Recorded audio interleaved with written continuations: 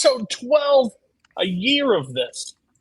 Not into, but it's been, I've done with me and Scott, almost a year for you, Scott. Scott's submitted a 1, I think, or 2.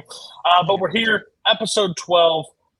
I got Menchaca on the show. I don't know how this episode will go. Good, bad. He might fall asleep halfway through, but we'll see how this overall goes. We got some interesting movies. Mike Hanley, not here, but not forgotten. We will still talk about his movie. Jack, your first time on the show. Have you wanted to be on, or did I just drag you here? And what did you bring?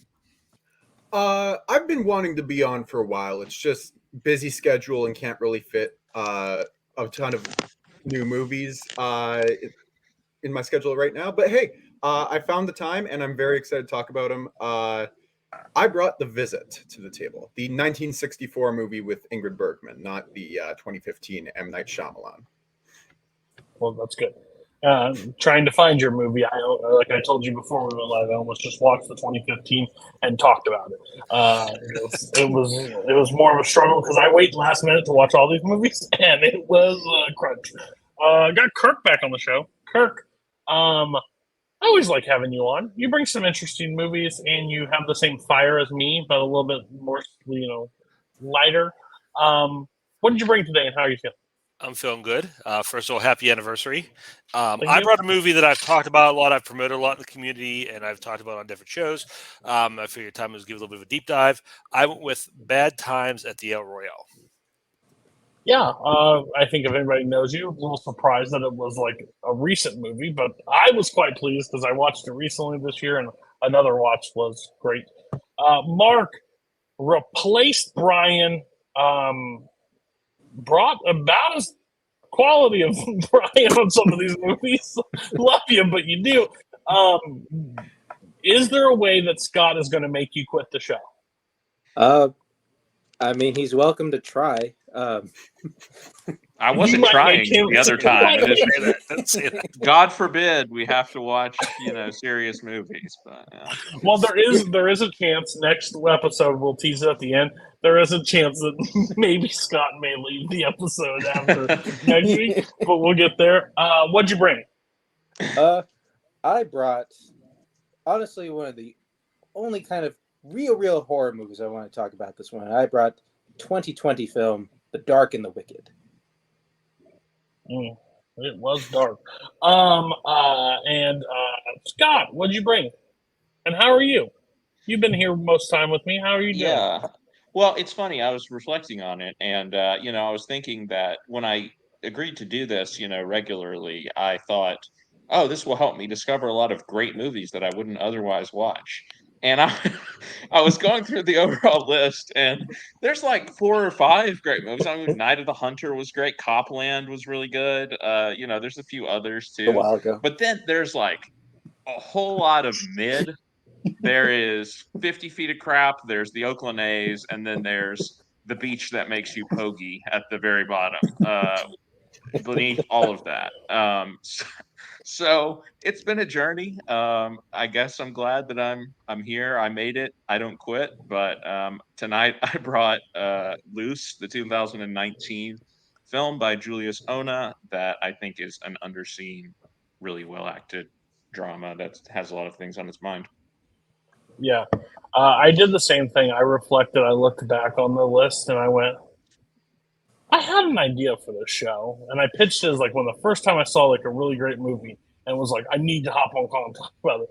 Now I hop on call and talk about 3.5 star movies, but that's okay. That's okay. It's a show. It's not a big deal.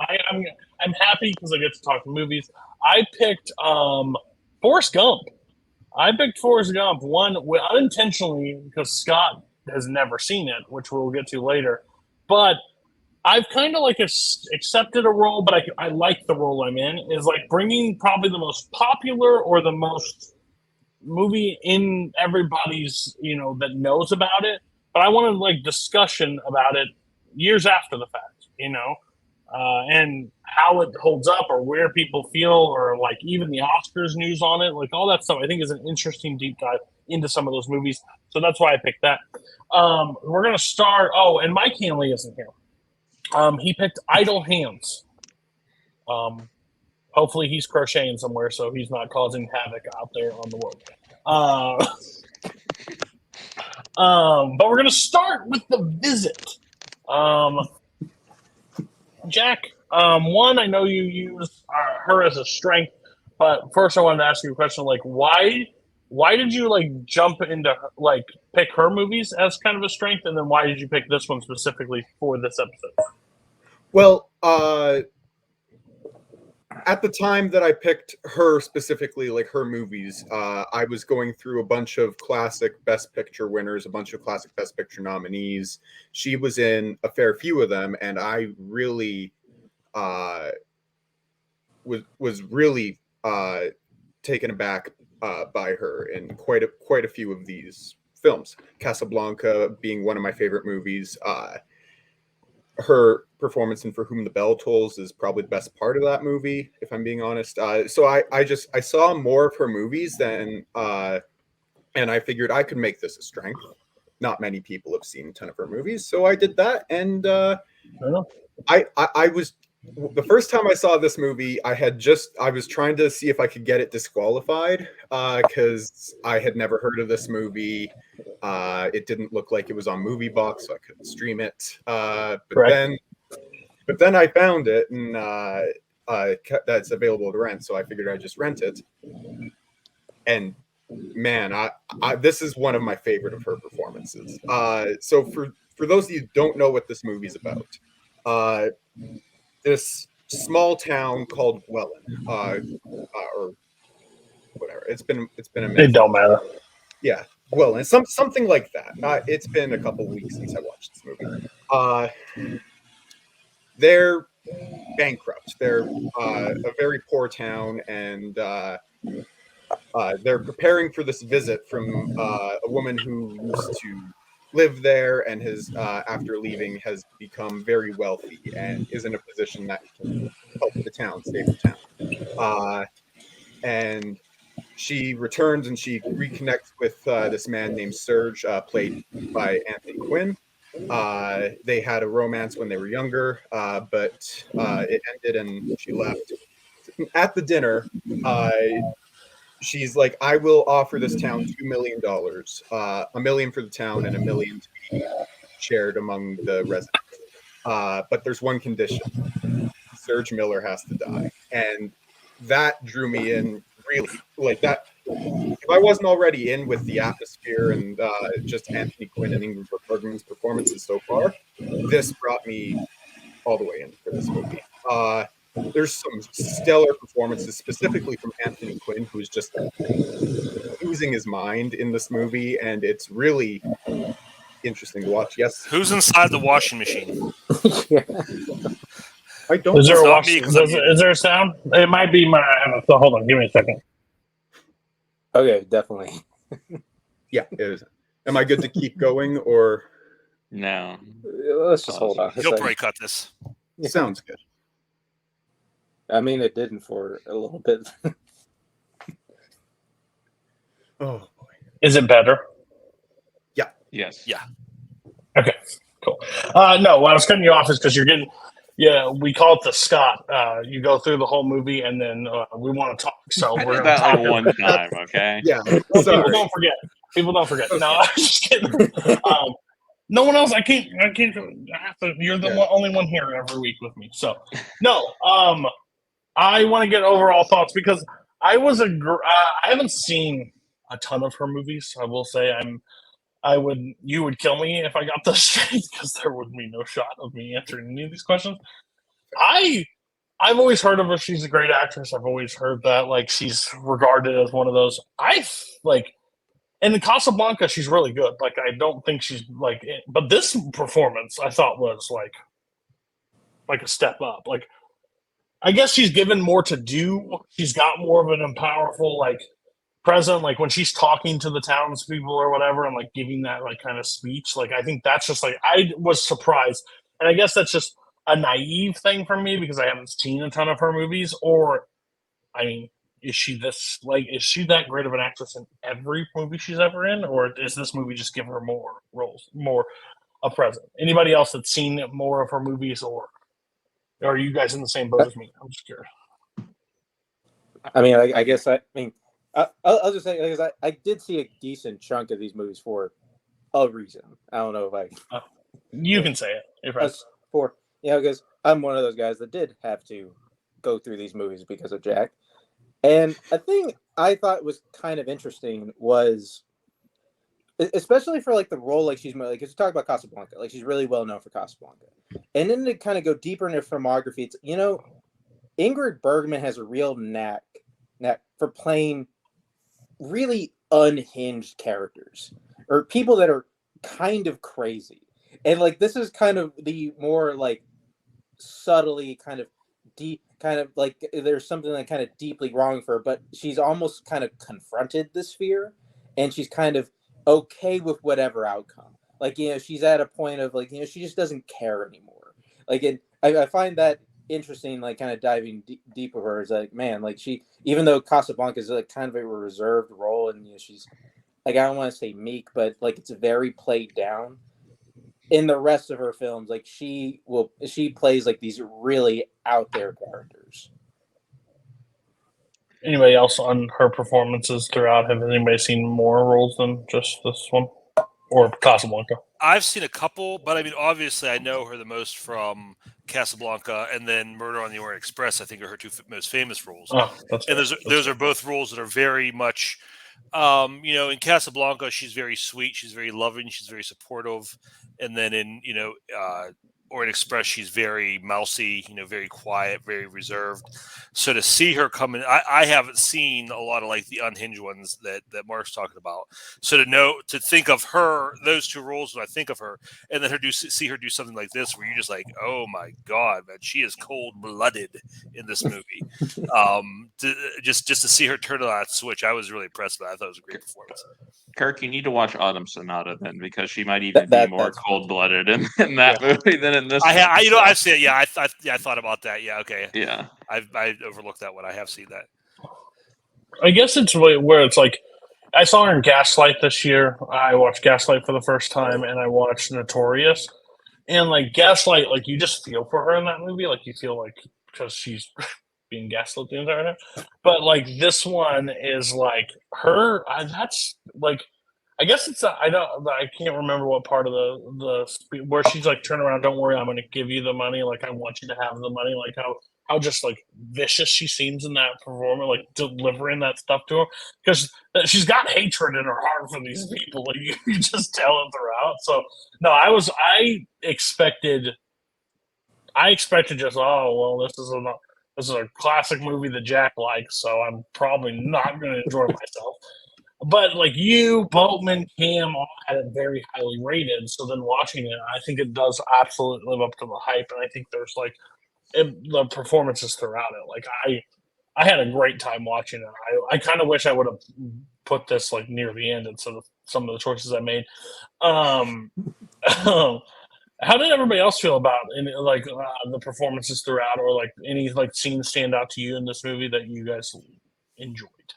I liked watching the whole, because to me this kind of reminded me of a Twilight Zone episode where it was like a situation that isn't very realistic. Like something like this probably wouldn't happen in real life, but you see like just like these people are put in this position, and just like it's about, you know, what are you willing to go through? What are you willing to sacrifice about yourself?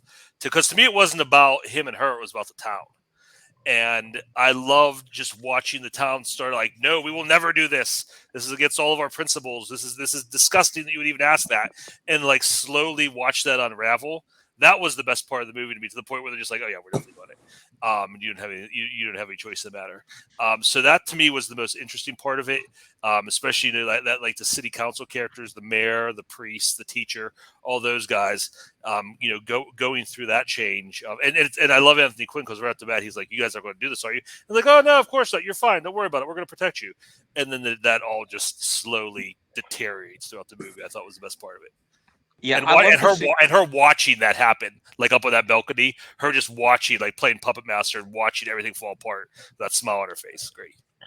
I love the scene where they're going to vote on like whether or not to accept, her proposal or whatever. And he's just like freaking out. What do you mean you're voting? Like you can't vote. Like the fact that you're even considering this is like, and then, it prevails like 4-3 or something on the final vote. And they're like, whoa, we're all behind you. And he's like, oh, great. Yeah, I feel really great right now. Yeah, I thought this movie was really cool.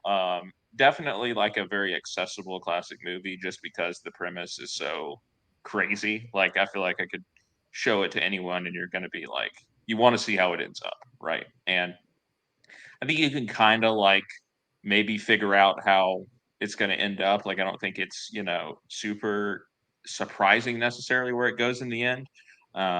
Because her revenge is not seeing him die, right? It's forcing him to go through and it's forcing him and everyone else sort of to go through what they made her go through all those years before when she was um, cast out of society basically.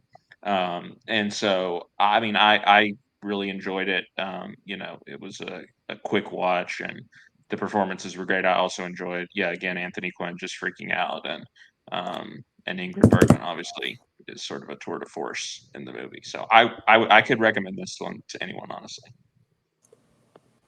Yeah, I mean, you talked about the performances. I mean, the one like Anthony Quinn, I love Anthony Quinn because I mean that really is the movie here. It's him just becoming more paranoid every passing minute, and then I mean, I personally love whenever he's acting like a Republican senator. It's like, how are they going to pay for this? Like, where are they going to get the money?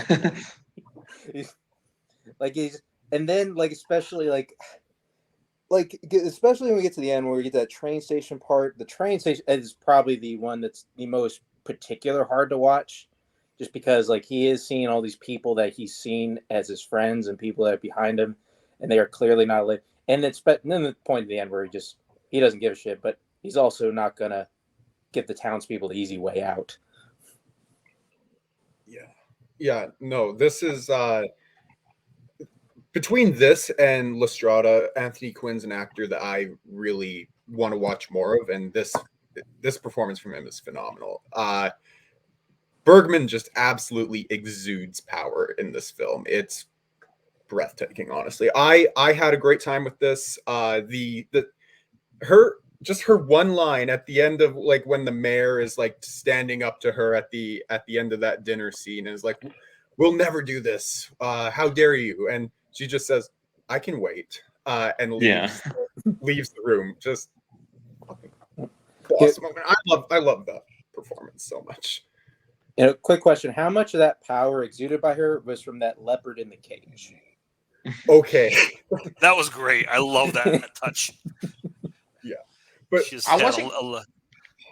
I will say, by way of criticism, I wasn't a huge fan of the subplot involving the other the woman lady. Wasn't she officer? Oh yeah, the police officer and the other. Is she a maid or I don't know exactly what she is, but that's fair. That's probably my least favorite part of the film. Yeah, I agree. Yeah, I mean, I understand what they were trying to do. They're trying to draw parallels between her and Ingrid Bergman's character. Obviously, oh, here it's happening again, or something like that. But yeah, we didn't need the. Yeah, it just felt a little shoehorned in. Yeah. Anything else I'm missing on the visit before we give out scores? I mean, no, but a random fact that I just found out is apparently the director of this, Bernard Wicki, was a Dr. Olmar guy in Paris, Texas, which is something I didn't know he was in that movie. Dr. Olmar guy? I'm not sure what character that is. His name on Letterboxd is Dr. Olmar, and he's in It'll the be a trivia question coming up soon. So. I guess what I would ask, what I thought about just the politics of it. Being in what year did this come out exactly? I forget. 64. Being in 64, do you think we're supposed to feel a little more sympathetic for Anthony Quinn than we would if this movie was I feel like if this movie came out today, there would be a lot less ambiguity to it. Oh yeah, he should be killed. they should do that. Like I don't feel like we would feel, because I mean I feel like he's sweeping it under the rug, like, oh, it was a long time ago, I was young, it was a mistake, we've all moved past that. And I feel like the movie kind of wants us to agree with that, and I just don't know how everybody else thought about that. Yeah, I think it's the right time frame for it, because I don't think like Here's what I will say is that if this movie came out today, people would have awful takes on it on Twitter. There's no doubt, because again, a good version would try to do some sort of gray area in the middle where it's like, well, yeah, this guy is, he did something really bad. He was, he's a terrible person back then. Maybe he still is, but is killing him the correct remedy for that situation? Oh, probably not. But people aren't capable of finding a middle ground on those types of things nowadays when talking about you movies mean on online. X? You mean on X that have bad takes? Also, if it did get released, it would be a mission that somebody is keeping it from somebody so they can't watch it. And they're hiding a movie from everybody because of the backing, instead of a bunch of people that don't go to the movies don't understand what an indie film is. But it's all right. I would say too, though, that I think the fact that what happened to her was so bad, I think if it wouldn't have been so horrendous what happened to her, her character would have been more fun. Because like the scene I'm thinking of is the scene where she reveals that she owns the town. And like with that smile she has on her face, and they're talking about like, we don't know what happened. We have all these great things here. What happened? And she just gets that big grin on her face, and she's like, I can't buy it because I already own it. And I'm like, at first I love it because I'm like, oh, that is so petty, and I love it. But then I'm like, it's not that petty because really horrible things happened to her, and I really don't blame her for this happening. I kind of like wish the crime against her had been a little less egregious. Just because like not siding with her would have made her character like just a little more like mustache twisting and fun. I don't know. Yeah, I agree with that. Okay. Jack, what's your score? This is a 4.5 star for me. It's gone up since its original, since my first watch of it, but yeah, it's definitely 4.5. We'll go Kirk. I really like this one. I'm giving it a 4. Yes. Mark. I will say this, Jack. Probably of all the Bergman movies I watched, this one was probably the best one of those. So I'll give it a 4 stars. 4 stars. I will take it. Scott. I'm also going 4 stars. Very, very solid. Enjoyed it a lot. Welcome to, I think, a very exclusive club. I will let you know later, of a person that brought a movie on here and got above the 3.5. I am also 4 stars. Nice. I think it was a very solid film. We're going to go now to, and I told Scott before this, probably my most like, I think there's 2 movies I can have more conversation, but this is probably the one that I feel like of a new watch that I have the most conversation for. So Luce, Scott, why'd you bring it? Yeah, go scene by scene. No, I'm not going to. This is an underseen, under-talked about movie, I think, but like it has a ton on its mind. Just a brief, synopsis of what it's about. Brief, I said. It's about this teenager named Luce, African American teenager, played by Kelvin Harrison Jr., who has been adopted by white parents, played by Naomi Watson Tim Roth. He grew up in an African country and was basically a child soldier. It's heavily implied. And then they adopted him. Now he goes to an American high school, and he sort of gets into a beef with his teacher, played by Octavia Spencer, because he's sort of the whiz kid of the school. Like, everyone looks up to him. He is the notion of what Black excellence should be, in the eyes of Octavia Spencer and others. And but then he writes this paper where he writes it from the perspective of basically a dictator, a horrible, person in history, and it disturbs the teacher, and she begins to suspect that something is not right with Luce, and it turns into this sort of battle of wits between everyone. And yeah, that's like basically what the movie's about. But like I said, there's so much to talk about, I feel like, in this movie, because it's a lot about like that notion of Black excellence and the standards that we hold people like Luce to, whether they're fair or not. and also just, you know, everyone's perspective. It's about people having different perspectives on everything, because, you know, everybody has like their own stuff going on in the movie. And Octavia Spencer's character, for example, has this whole stuff going on with her sister, and so we understand her perspective is shaped by that. And it's kind of it's there's a lot of moral complexity basically in the movie. And I think it's much better for that. And the main reason I recommend it is because I think the acting is stellar by all four of the people that I mentioned are really, really good in this movie. Yeah. So I knew nothing about this movie going into it, and again, I think I think this movie is really fascinating. I'm on the fence of it. I don't know how much I love the movie versus like I do like it at where I'm sitting, because there's some stuff like. So I think the performance is really great. The acting. I think Luce, the guy who plays Luce, is arguably awesome in this film. Like how he's able to deliver stuff throughout it, I find just captivating He's when he's on unbelievable. screen. Like, Yeah, how it keeps you guessing the whole time. because I'll go to like one of the main subplots or whatever. He writes this thing. He writes the paper. He calls the mom, and like even like the mom, like there's so many like lines that everybody in the movie has to like toe, because like she adopted him from this situation, worked so hard to get him into be like out of that terrible out of the terrible situation, and like the don't how she handles this situation could affect their relationship that she spent so many years working on, which I thought was really interesting to it, like to the movie, because they find fireworks into the locker and goes, they're illegal. I haven't told anybody, like this is what's happening. Like you got to keep it on the thing. Um, and the way that Luce is able to see, I'm torn because maybe I'm misreading this movie, and that's fair because I'm dumb when watching movies. But like,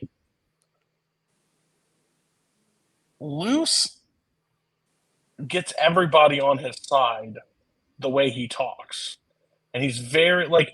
I don't know if he is manipulating everybody or if it's all taken out of context. Like, and I guess that's the point of the movie, or maybe everybody else is like, "You're an idiot, Cody." He, of course, is manipulating. But I think that's what the movie is like intending. And I think, like, so end up like he has that Octavia Spencer, like the first showdown with Octavia Spencer when he's like doing the debate in class, and like she's like, "Well, privacy, you don't always have that," and she like ends up joking with her or whatever. Like he thinks she doesn't take it as like she knows what conversation she had with the mom, so she's putting, but he doesn't know. She doesn't know that he knows at this point, and like they have that entire like throwdown. And when he walks out of the room the first time, he goes, "What's your favorite holiday?"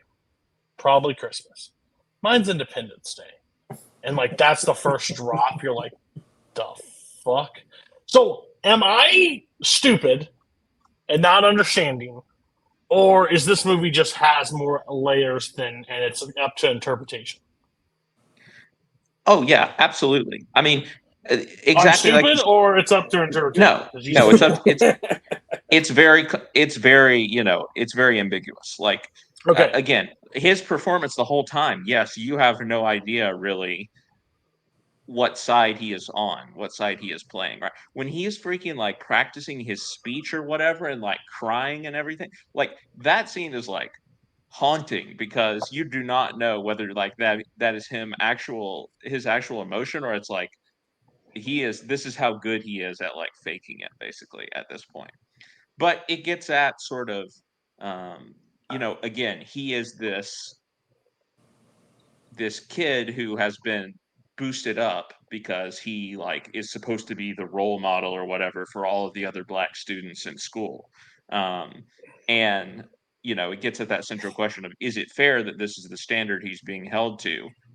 Is that really him? Like, is what he is doing, is that the real Luce, or is this what he feels like he has to do in order to not be viewed like his friend is, right? The one who got, banished basically for smoking weed. like, is he just having to fake it this whole time just so he can be, accepted? I'm curious of all the other three that haven't talked. What was your take on the movie? We'll get into scenes and talk about the moments that you like, or did you end up liking the movie, or are you still like on the fence like me? Like, I'm curious where you guys are sitting. Not all at once. I'll just go. Like, this movie, man, this movie is just so weird because I didn't say this before, but I think with all the movies that we're talking about today, I've actually seen all of these before. So all this, these are all second watches for me. And I remember seeing this, and I felt the same way about this one as I did in the theater. In that, like, because whenever I take it as just a straight thriller, it's amazing. A straight, like, just looking at this a straight thriller, just kind of looking at who's trying to get over who, like kind of looking at this really strange character of Luce, played by Kelvin Harrison Jr. Like, he's like putting on just a really good performance. I think when this movie came out, I don't think I'd seen him in anything before. Maybe like one other thing, because I think I can't remember if this was before or after It Comes at Night. I think it may have been after, but I think after It Comes at Night. This was like this movie came in 2019. I think that one came like 2016 or give or take or something. Yeah, that makes sense. But like as a straight thriller, like it's such a cool movie to watch. But then like on some end, like I am sitting there thinking, man, I know like the movie clearly doesn't want me to like Luce. Because I think he's clearly being manipulative, especially like especially in the conversations with his parents, and when like Naomi Watts just wants to get a straight answer out of him, and he keeps answering her with another question, like, "What do you mean? Like, what do you think I mean? Like, what did they say? Like he's clearly trying to like just weasel his way out of like anything." And I think at points like he does use like what happened to him as kind of like a defense, so that he doesn't have to like answer, especially like with his parents. So like they clearly don't want me to like, and I think on some end the movie does kind of want me to like the teacher, although like I freaking hate the teacher. I think the teacher is a really hateable character, especially because like mainly because the double standard, like because like yes, she's doing this like to prop up Luce. She wants Luce to succeed, although in some end she doesn't completely see people on the same ground, because she kind of saw that other black student as a lost cause, which is why she reported him for the weed stuff, which is like, that's kind of fucked up. Like why you kind of ruined this kid's life for no reason. And it's just like, I mean, and just kind of on that end, like, I mean, I do kind of see Luce's point of view. It's like, why should he be the one propped up in this? Like, why it's so important that he becomes like this golden boy? Like, why can't like he just do it? Like, why is this like I guess destiny kind of predetermined? Put a pin in that one because I do want to touch that. I don't want to like. Kirk, what's your thoughts on the film? Like where you sit? I'm still like digesting it and trying to figure it out. I think it's like I was really worried about this movie, just reading what it was about, and even like some of the opening scenes.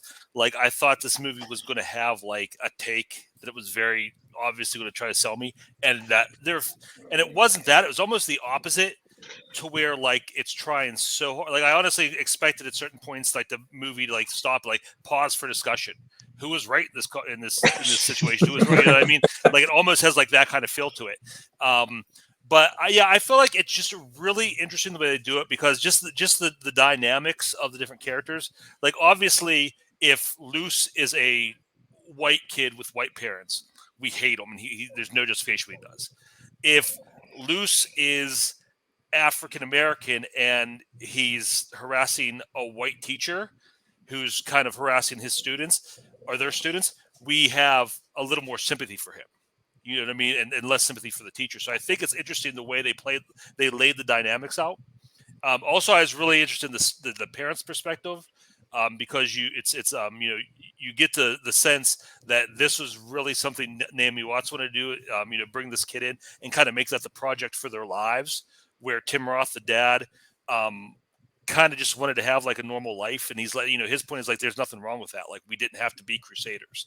And, it's a good thing they did, but they took on this responsibility, and now that's their whole life. And if Luce fails, and you see why Naomi Watts is so intense, it's because if he fails, then their entire life has been a failure because they've dedicated everything to seeing him succeed. So I just think there's a lot of really cool moving parts.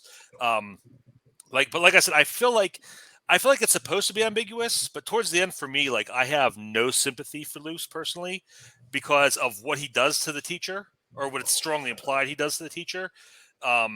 Because to me, I mean, she at that point in the movie, she becomes the victim. I think there's a lot of like victimhood put upon him, which, and again, I feel like, you know, opportunity and privilege isn't that much of a detriment. You know what I mean? Like if that's your biggest problem is you have too much opportunity, too much privilege, there are a lot worse things in the world you could be going through.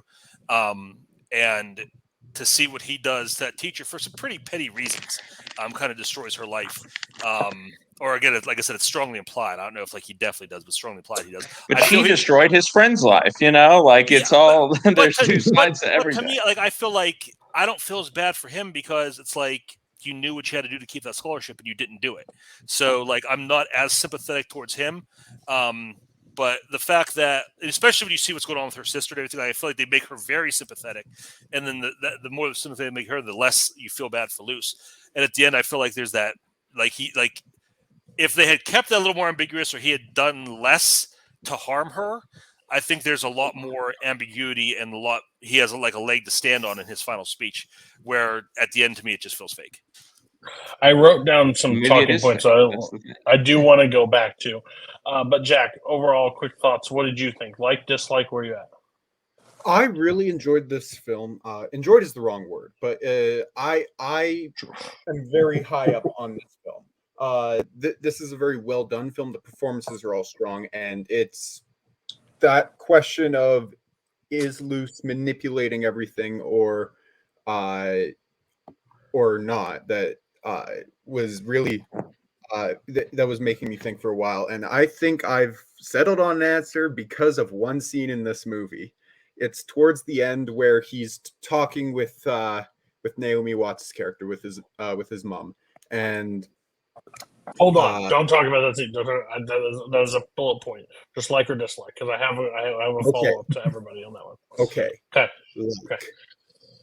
So again, I think the more that like Scott's talking, everybody's talking, I like this movie a lot because now that I think it's up to interpretation, even though like I didn't want, because I feel like you're towing a line when watching this, because one, I think what they do is the downfall of the teacher basically is it his setup because of what she decided to do in the past, like his mission to like lead. The question I have, and this may be, I may overstep Jack, and I may be talking about a different scene.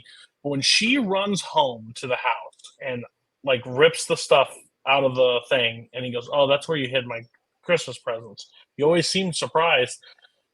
Is that where, like, I don't know if this is dumb, but is that like, why does she do that in that scene? Is that because where they hid those, like the fireworks that she ended up giving, that's where she put them, right?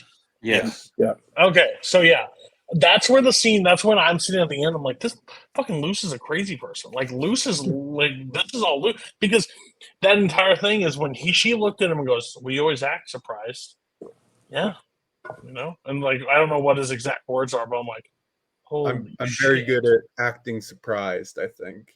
Yeah, and I'm just like, because she ends up setting up, and I think it's a Tim Roth, that relationship, the mom and dad, makes it so interesting in this movie, because he is like a classic dad, like in a situation, like they're telling him, "Oh, bullshit," like that doesn't, like, knock the shit off. Like I can see through this, but like the mom coming in with the kid gloves and be like, no, stop, like blah blah. But he's like, come on, like what are we freaking doing? Like you're sharing a locker? It's a bullshit excuse. Like, and it's like he knows like the thing.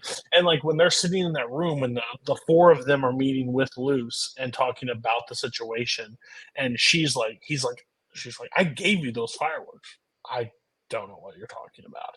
And when she covers for Luce at that point, I'm like, oh shit, and he even like has a face like, okay, like we've decided to go down this path now. Like there's no, and that's when they come home and goes, she's gonna get fired. Like we need to report this. Like we need to come clean about this. I think that's such an interesting point of it. So yeah, that's where the scene where it really tripped me up, and I was like, this is real. Like this is exactly what it is. I also want to point out a performance. Andrea Vang, that performance when she's telling the story at the diner is like arguably one of the like hardest scenes in the movie to like actually watch because it feels so real.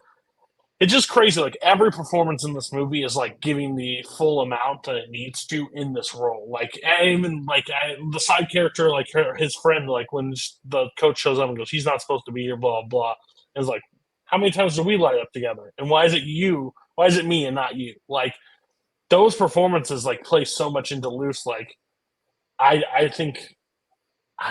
This is a really good choice, Scott, that you brought on this one. Any of the parts I didn't think of it earlier because, like, when it was on someone's time, hidden like, gym. Yeah, somebody put it on for mine. hidden gym. Yeah. Oh yeah, and I think somebody else put it too, and I had to wait. Any of those scenes that I brought up, like, any other scenes that you want to talk about, or moments that I missed, or like. Yeah, I mean, again, I would just say I think everyone struggles like trying to, parse out everything here. That's the point, I think.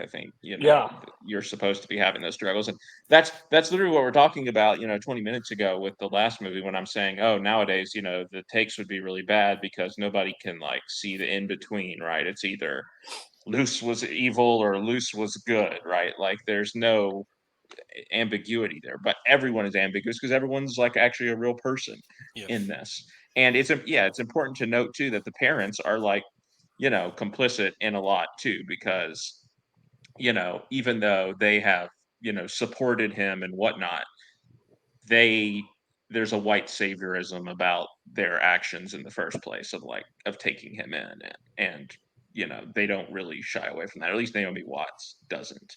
And they've tried to, just in parenting him, they've tried to mold him into this, again, stereotype of who is the black role model or whatever at the school. They've been part of the system doing that too. I thought it was very weird for Luce too, like to make you like, because towards the end of the film, like how I was leaning into it was I fucking hate Luce. Like I hated Luce throughout, like because where it was sliding towards that scale, because he had those moments, and I think it's directive in that.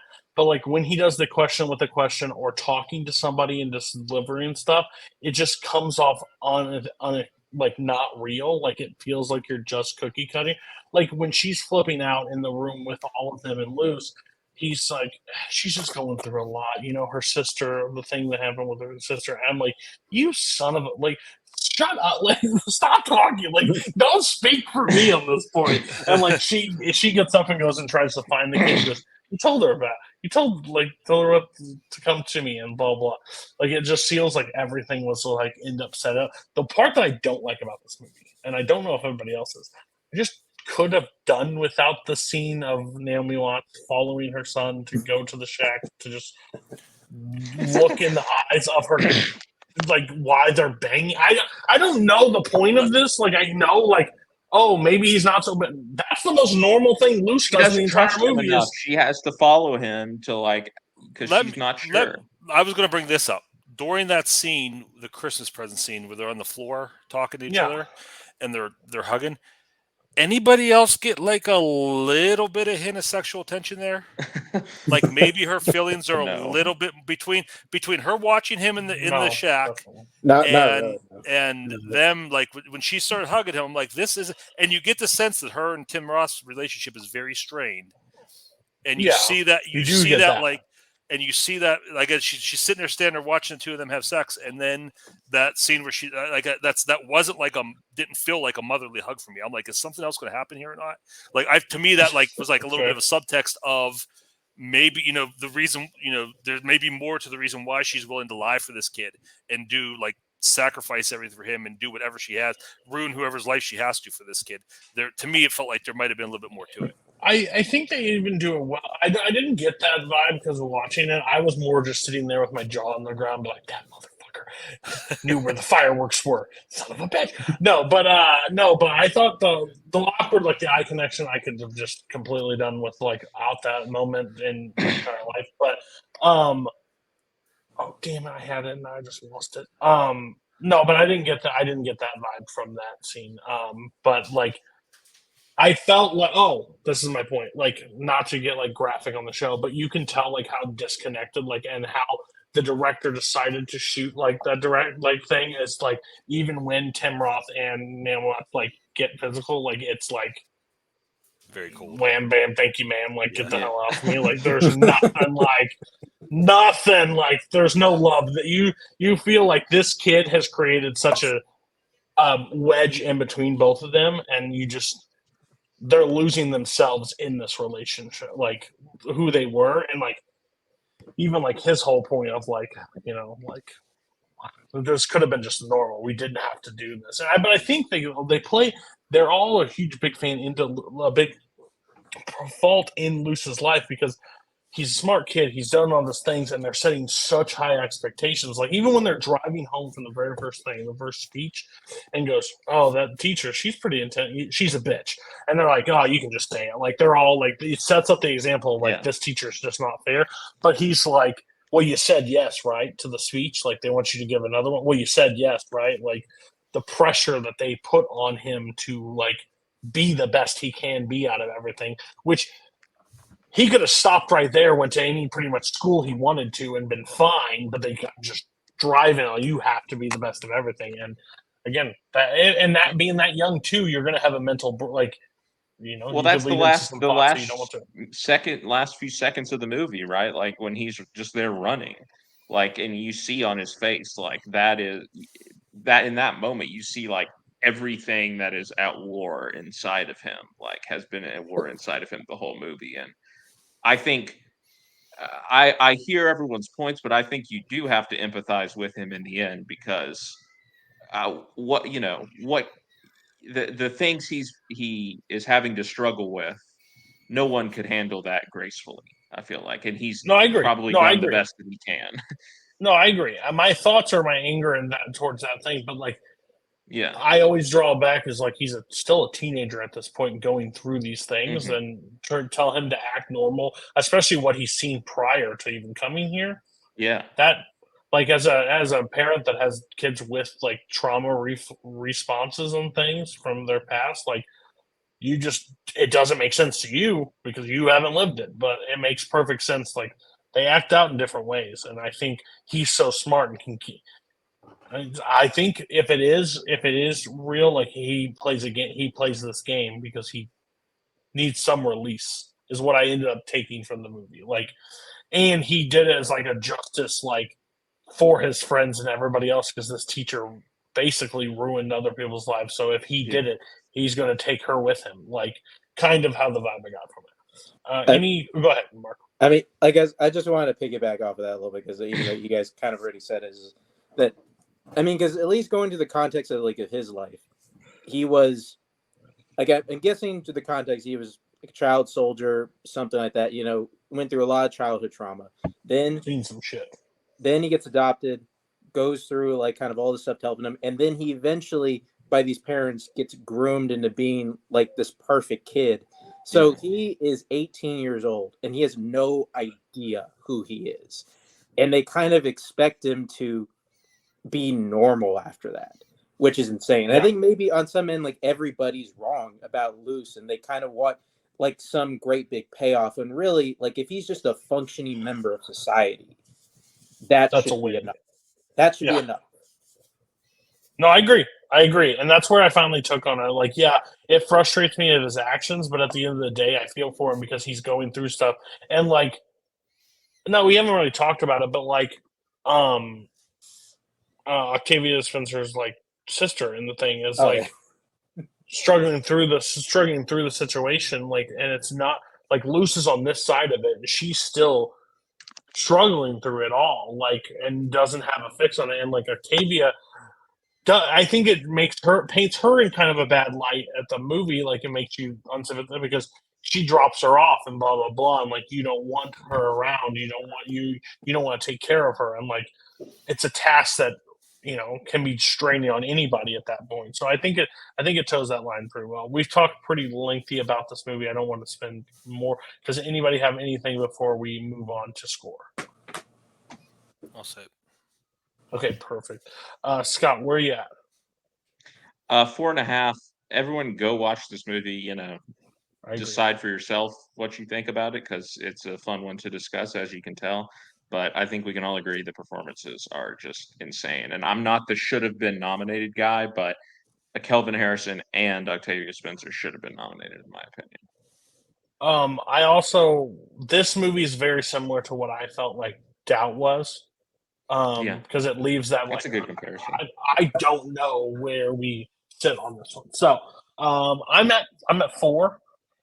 I really like it. I think it could go up on rewatches because I think this is a movie where you can lean every time I watch Doubt. Every time I watch Doubt, I'm like, I don't know where I'm sitting because I pick up something new, and I think this movie can get it. Jack, You're muted. You're muted. you Whoops, sorry. this one's running cold. I've been struggling between 4 and 4.5 for this, but I think I'm gonna go 4.5. That is totally fair. Could go either way. Kirk. I'm gonna put it at a 3, just because I'm not sure where I'm at with it, but I'm gonna hit with a 3 for now. I know, my friend. Mark. I went back and forth because I just feel like there's some things I find really frustrating about it, but honestly, because of all the talk we had, I think it just kind of brings a new layer of this movie. So I will give it a 4. Give it a 4 out of 5. I think there's too many interesting things about it for it not to be high. Okay, I think that is it for that. We are going to go to the wicked, dark, terrible, no good, very bad day. Go ahead, Mark. Okay. Why'd you bring this? Can I say what you told me before Yeah, go you ahead. dropped it? Yeah. A lot of people when I picked them for roundtable, they're like, "Oh, what do I pick? What do I pick?" and blah blah. And I think your exact words was, "I'm sorry about this one," and then drop this movie on me like you knew I was not going to be a big fan of it before. So yeah, go ahead though. Why'd you bring it? I mean, this preface that because I know it's like a really straight horror movie. It's a clear, kind of, I guess, demonic horror movie is what it was. And I will at least say this of the horror-ish movies I'll probably bring on here. This is probably the most straight, trying to freak you the hell out horror movie I'll bring. Though I will at least we're ripping the Band-Aid off today, so to speak. So, but yeah, I mean, because it came out of the I guess I would say the dark time cinema when nothing was going on over in 2020 when feels like we couldn't get anything out of there. And it's one that I think I saw a trailer for, and if I felt like making a trip, which I didn't, because all the years, and eventually ended up finding it on Shudder, and it kind of blew my mind. It was kind of something because what I really like, at least about discovering new horror movies, is I feel like most horror movies have the greatest potential to kind of just blow my socks off. They have the most potential of just surprising me of getting something great. And I think I kind of got that with this one because I think because it's just as a horror movie, I just like how it's all very simple. I can tell it's by the Brian Bertino guy, the guy who did The Strangers, because it's all just kind of, is there a guy standing there? Is there not? Was this chair here before? It's all just kind of simple, trying to put you on the edge. And then on the other side, I really love what this movie has to say about faith and kind of where it sits with people and kind of challenging people whenever by having them having to really put their faith to the test. What happens whenever you're confronted with something that is actually evil and something that you could easily run away from, or are you going to combat it, face your fears, so to speak. But I'm very interested in what other people. Even though I think the guy who I wanted to hear this most is not here. That's true. Yeah, I just reread it. It said I let Wheel decide. I let Wheel decide it, and it didn't land in your favor. Yay! I mean, anybody who watched this movie can tell right away that this is not for me. Honestly, I saw Shudder exclusive, and that's basically all I needed to know personally, because I got a 7-day free trial. And cancel that shit right away because there's no point. I don't need 7 days, thanks. Anyway, they even offered me a free month, and I said, you know what, I'll still cancel. I said no thanks.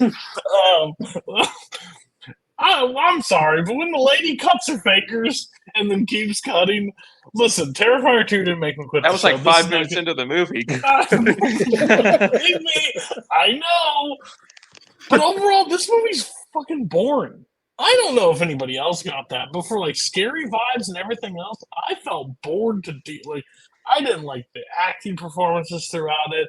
I even think the horror moments did not freak me to no end, scary. I did watch this during the day, I didn't test that my luck then, but I just didn't love it as much, and I think maybe because the ghostly possession things or whatever, it went to humans, and that's my biggest thing with horror. Things that freak me out more than anything are ghosts when I can't see anything. But once they take a human form, I don't give a shit. Oh, that's the same actress. She may be cutting herself right now, but I don't really care. I guess that's creepy and weird to somebody. The eyes and stuff. It just felt like when I was young and went to the Sci-Fi Channel and watched something at 11 o'clock. I'm like, oh, this shit's freaky. It just felt TV version for me, and I'm not trying to shoot on it if that's your kind of horror. Horror I think can be low budget and still be successful. This one just didn't hit for me because mostly I was just bored through it. And it was only in 90 minutes or whatever, but I was still can we get this going a little bit? Anybody else if you liked it, talk about it. Feel free. I'm curious. Yeah. It just so happens that for reasons I've had to watch a lot of A24 horror movies over the past couple weeks. And this felt very much like an A24 horror movie where the first half hour before it gets scary is really boring. And then even after it gets scary, it's still a little boring. I didn't love it. There was some cool atmospheric stuff, but I think it just feels like one of those late 2010s, early 2020s horror movies where you get a lot of the same jump scares, a lot of the same scary old women or old men or whatever. There's really nothing in this that set it apart for me from any of those other movies. I mean, I like horror movies. I like weird horror movies. I like stuff that kind of tries to do things. I just didn't really find anything new or exciting in this. I feel like this is bits and pieces of a lot of movies I've seen before. I enjoyed it. I didn't love it or anything. I do think there is some familiarity about it.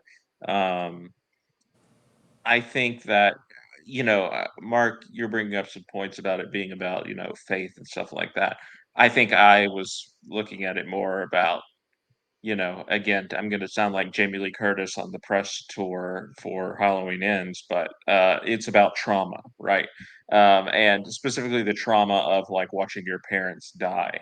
And that's kind of where I, saw the thematic part of the movie lying. But ultimately, I think it was more about the visceral experience for me, which I think is successful.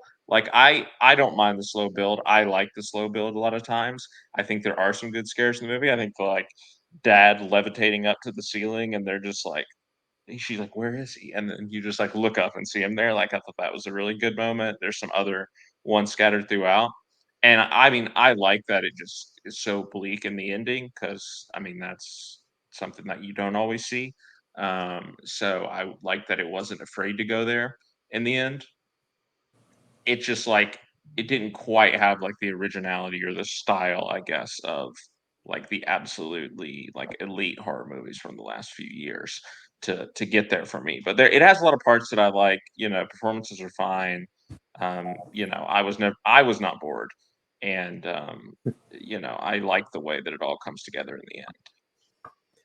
Yeah, this I'm not gonna say I was bored. I wasn't. I actually really enjoyed the slow burn kind of vibe it has. I think it's very atmospheric, and it's the score is super unsettling. So like it's doing its job well.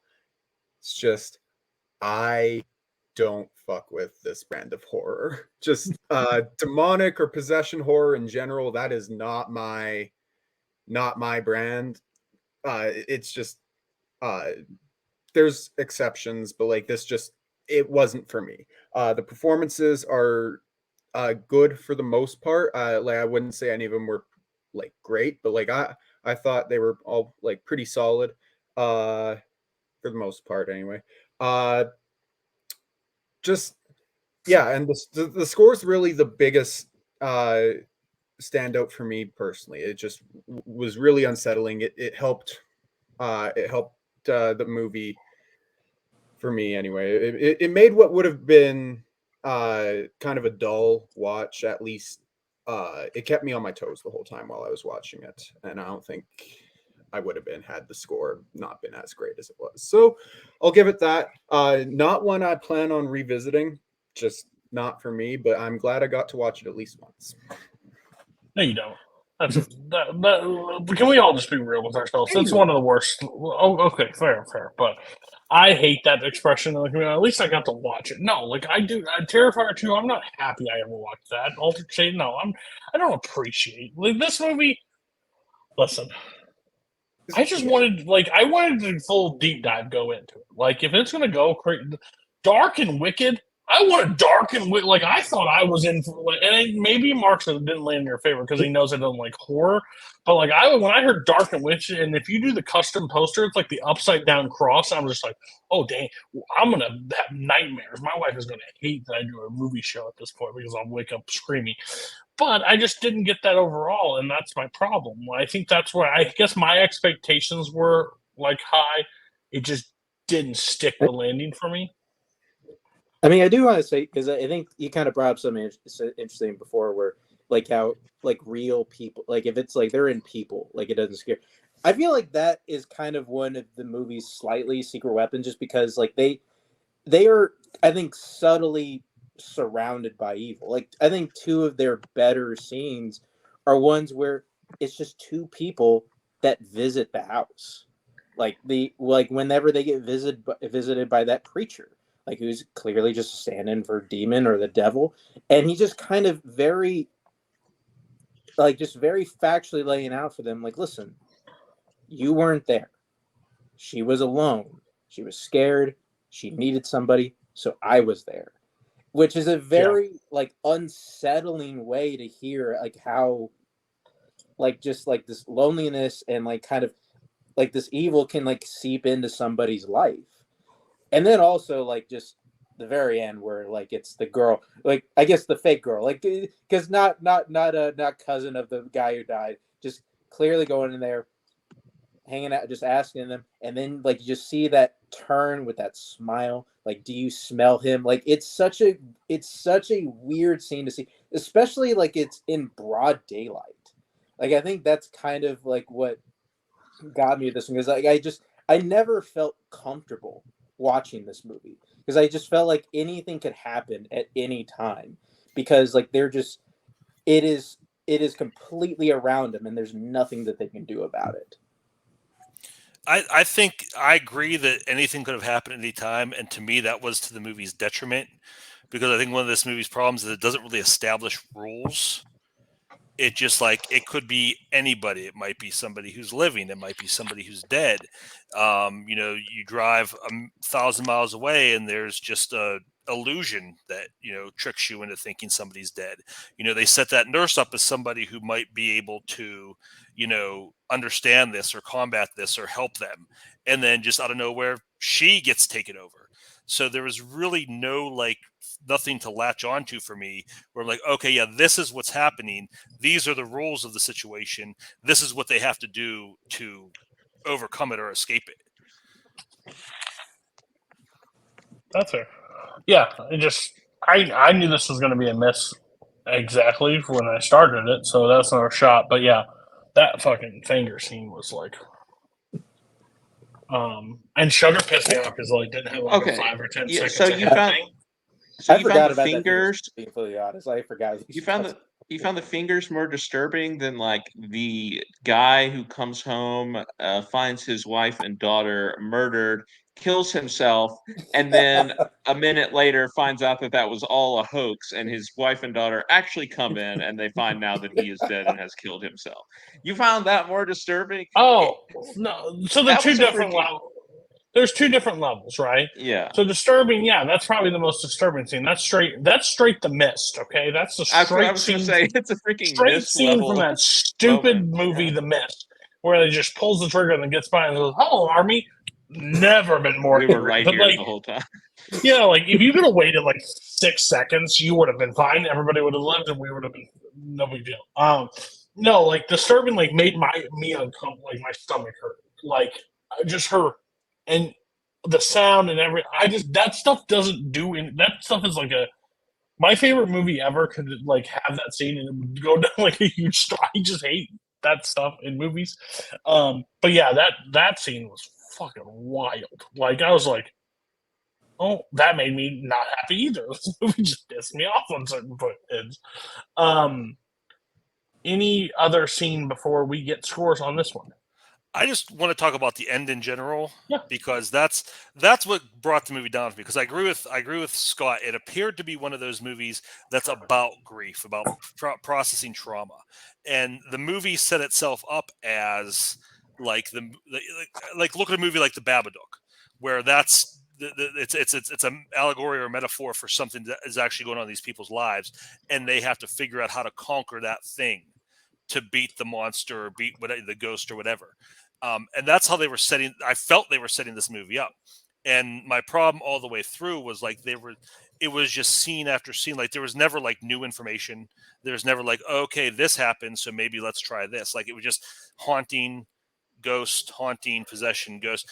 And then at the end, like I said, and I'll bring up that nurse again because that was my biggest problem. They're setting her up as like she's the one who's religious. She understands these things. She'll help them somehow or give them some information to figure to put it all into place for them so they beat this thing. And then just I don't know, nope, she's possessed too.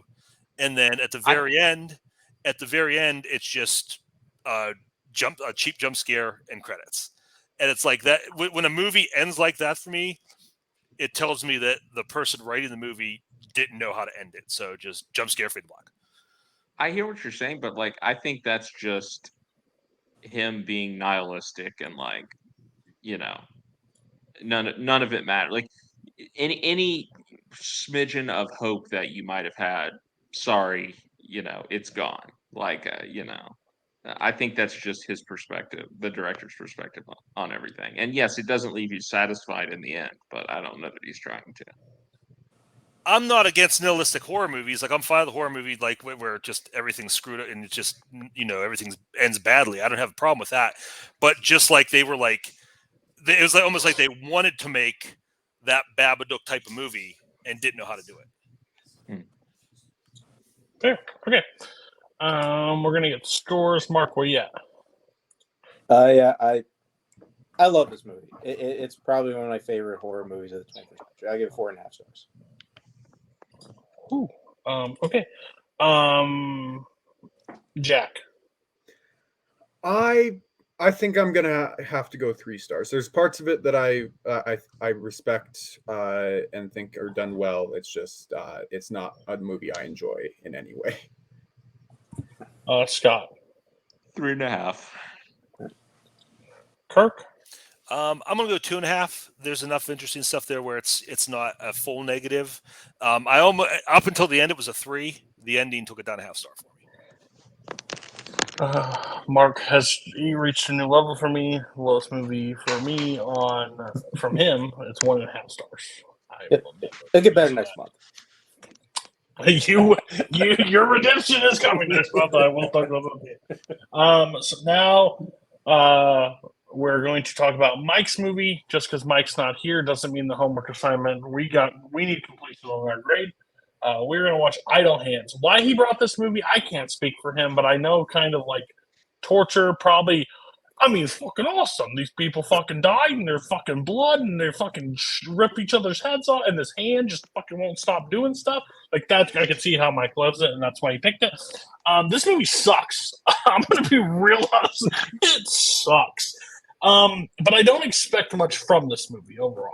The cast shows me everything I need to know about this movie before anything has ever even happened. How that man got to be a lead in anything of any sorts is like one of the greatest mysteries in the world. Like, multiple things at this multiple things. He is awful. Like, and his hand's doing the thing, and his hand is awful. I'll be honest with you. Like, I don't care about it. Like, when you cut that thing off, it still sucks. Like, he's still The hand's performance was awful. His hand performance terrible. His overall performance terrible. It just feels so cheesy. And I know that's what they're trying to go for, but like they kind of take themselves seriously at points, like in this movie, to like make you think like I guess they don't take it like seriously, but like I don't. They try to make a subplot of like the devil, like the Bermuda, like the star, like anchoring this point by like what's that lady? What's her name? What's that actress? Vivica A. Fox. Vivica A. Fox, like, oh, this has happened here and here and here. I'm looking for the hand. Like, this is just stupidity, but not even fun stupidity, just stupid. She was a knockoff of like Virginia Madsen from Candyman, just like the graduate student who is like investigating all the like history of all this. Yeah, like everybody can talk. Anybody like this movie? Mark loved it. Mark loved it and enjoyed every bit of it. I will say, I did slightly enjoy it. Like, no one likes you, Mark. No one likes you. Listen, this movie has its heart in its sleeve. It knows what it is. Like, Cody's like, oh, it's trying to take itself seriously. Parts like, what parts? Like, what about this movie is supposed to take itself seriously? Like, I guess the closest thing is like the opening credits, which took like 7, which I completely forgot about. Like, I forgot about. There's like, oh, he's like little weird things like like bloody hands. I think that was fucking strange. But like, there's not a single moment of this movie that's meant to be, especially like whenever we get to the third act turn, when like we think Devon Sawa is going to give like some inspirational speech, and Seth Green like stops. Whoa, let's calm down here. Let's just go to the net. Like, the movie like literally doesn't even want to attempt that, because like that's not what we're here for. Like, you know, we're just gonna get like some weird cheesy moments. We're going to get some kind of cool kills, which honestly, I thought some of the kills were pretty neat. I think it's probably one of the more interesting parts about this movie. And also, like, I kind of enjoyed, like, the subtle turn, which is also kind of funny in the sense of, like, oh, like, the realization that, you know, Devon Sawa was like, oh, I'm actually the killer. Like, he doesn't realize he's the killer because he's kind of a piece of shit. Like, I think that's kind of funny. And like, he's around his house for like 4 days and doesn't notice his parents are dead. Again, kind of funny. Like, who is this guy? And then, you know, I'm assuming somebody will mention just how like just movies is trying to get us to oogle Jessica Alba like the entire time. Literally the only reason she was in this movie. To the point where it's like, oh, we're at the very end. We're gonna have her in her underwear for no apparent reason whatsoever. We just have to get that in there. And like, she falls for the guy for like no reason. Like, her skirt is gonna fall off just to show like the outline, just to be like, hey. The joke is on Brian. The joke is on Brian right now that he didn't want to watch Japanese movies and quit the show because he didn't get to watch this and talk about it. Oh, that's so well, true. I saw Brian's 4-star review for this, and I knew I was in for something. I'll say this, Mark. I talked some trash on your movie. Compared to this movie, your movie is The Exorcist. Definitely, I will watch your movie 15 times before I watch this one again. I talk trash on a lot of stuff from the 80s, like the stereotypical movie from the 80s. There's a lot that from the 90s that just needs to be taken out behind the shed and shot in the back of the head. This is just everything bad about the late 90s. I'm not saying that like being lazy can't be funny. I'm not saying that being a stoner can't be funny, but when the joke is lazy stoner and that's it, that's never funny. And they like lean on this so hard. And just all those like stereotypical stoner jokes that like, yeah, I've seen Kevin Smith movies. I'm good. The fact that they hotbox the fucking hand Yeah. that has no ability to get It's great. What are you talking about? It just falls down. Like, oh, this car's about to crash her. What do we need to do? We need to hit this boat. We need to hit this and get high because it will give us that strength. Giant ball just happens to be there. That's like what you're supposed to know about the whole time. I mean, that's the joke. The hand can smell, like. You're just stop it. But no, and I would say this, like I'm watching this, I'm like, oh yeah, this is just a ripoff of Evil Dead 2. And then I'm watching some more, I'm like, oh yeah, a much better version of this movie is Shaun of the Dead. Like Shaun of the Dead took a lot of these, I won't say it took it from these movies, but it does a lot of what this movie's trying to do so much better. So like there's just so many movies, like we could take this movie and find a bottomless pit and throw it in there forever because there's absolutely no reason to ever watch this movie under any circumstances, because if you want to see what this movie is doing, there's so many better movies that do it. Yeah, it is literally like, again, I don't mean like when I say seriously, like it doesn't, like there's no serious moments in this, but like when he's hunting down his friend to be like, hey, you listen to heavy metal, you'll be able to help me with this. Like you got to have some devil moments that come through your life with this. And then he's like, well, idle hands, the devil will play. Like 40 minutes into this movie, they get that subplot of it. It's like, oh. And then these cops show up, like they're just standing outside. They're like, you want the feds to get credit for this? I'm just like, and like it has every like terrible actor in this movie, and like every terrible actor, and then Jessica Alba. I wonder how Jessica Alba felt on set during this. Like she had to be like, you got to start somewhere. You just got to do it. Like was she already when they made this on Seventh Heaven or whatever that show was? Wasn't she on that? Well, let's not act like Seventh Heaven. That's Jessica Biel. That was Jessica Biel, wasn't it? Yeah. Yeah, I was like, that's not a Seventh Heaven's not the massive. Like, I guess it's a breakup, but like, still, I'm just sitting there like, as soon as he's got that fucking bottle in his head, I knew that I was just like, yep, I'm not gonna. And then we got our wigs, bitch. No, you didn't. Like, you two are definitely not going there. I don't know what's going. It was just. It felt like every '90s cheese that I hate up to 11, and just it continued for way too long, like way too. And it's only an hour and a half. But I was like, this could have been a 60-minute movie. We could have cut this. I'll tell you where to cut. I'll tell you where to cut. How about when Vivica A. Fox is like, okay, we're done. I'm going to go have sex with the neighbor now. Oh, and then every scene's whatever's happening, blah blah. I'm like, you know what we haven't had in this movie? Tits. Let's do tits right now. And there's just a moment, and have the hand run across the thing, go, and then I was just like, okay, we're in it.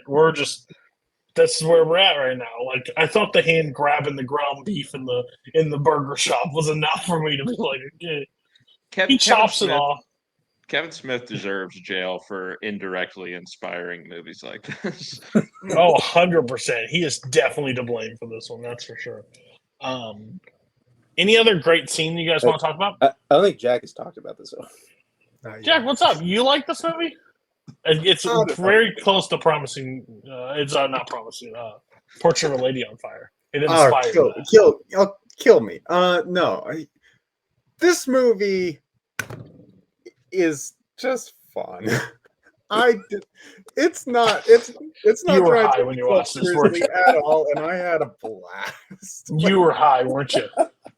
I had some edibles. Yeah, absolutely, absolutely. He was toasty. This This movie's is when we just need Mike here. this is kind of fun. I Mike's would like, what? look.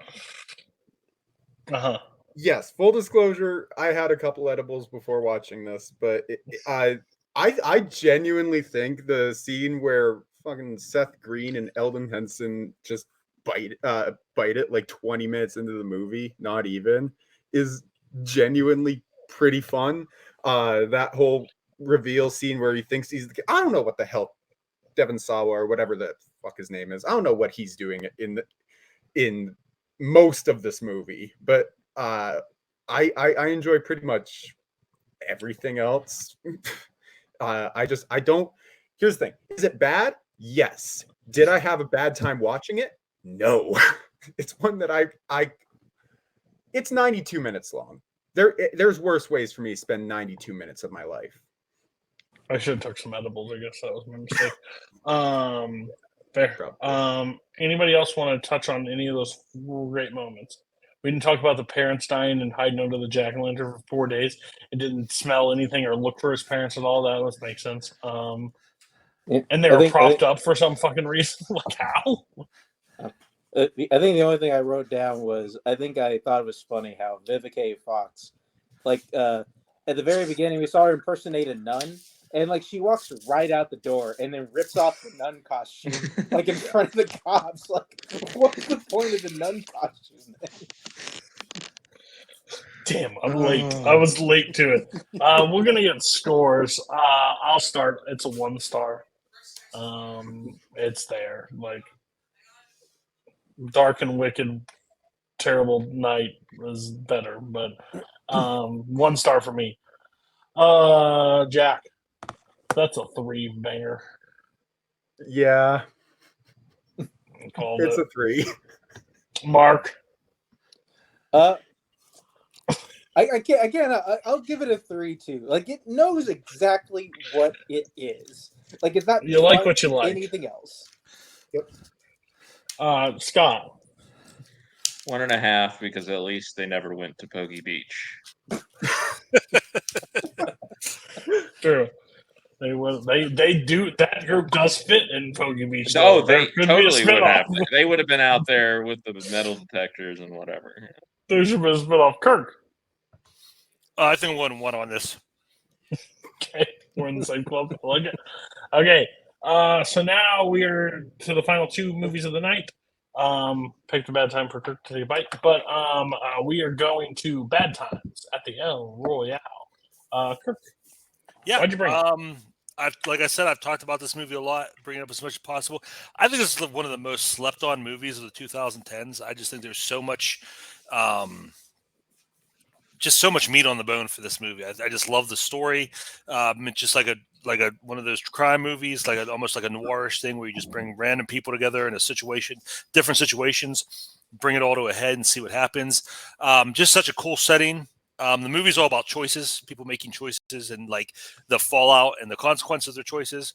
And I love how that theme plays out through the movie. The Hotel Royale is actually itself a choice. You literally have to choose a side when you come in, whether you're going to sit in California or you're going to sit in the Nevada side. And that's just like kind of the whole theme for the movie is, what are you going to choose? Are you going to choose? You're going to walk the line? You're going to go over the line? The way that physically plays out throughout the movie is really cool. I love that old style, like 60s Vegas, Nevada kind of decor. So I love the set design of this, the way the movie looks, the way it's lit, all the neon and the people outside in the rain. Just packed with great performances. Cynthia Erivo is amazing. Her acting's great. She sings this, great singer. Her and Jeff Bridges have great chemistry. Jeff Bridges at like his like top tier old man Jeff Bridges level. You have like John Hamm. You have what's her name? Dakota Johnson. Just in great supporting roles. Chris Hemsworth comes in at the in the third act as the villain, as like this Charles Manson type, and just knocks down the freaking park.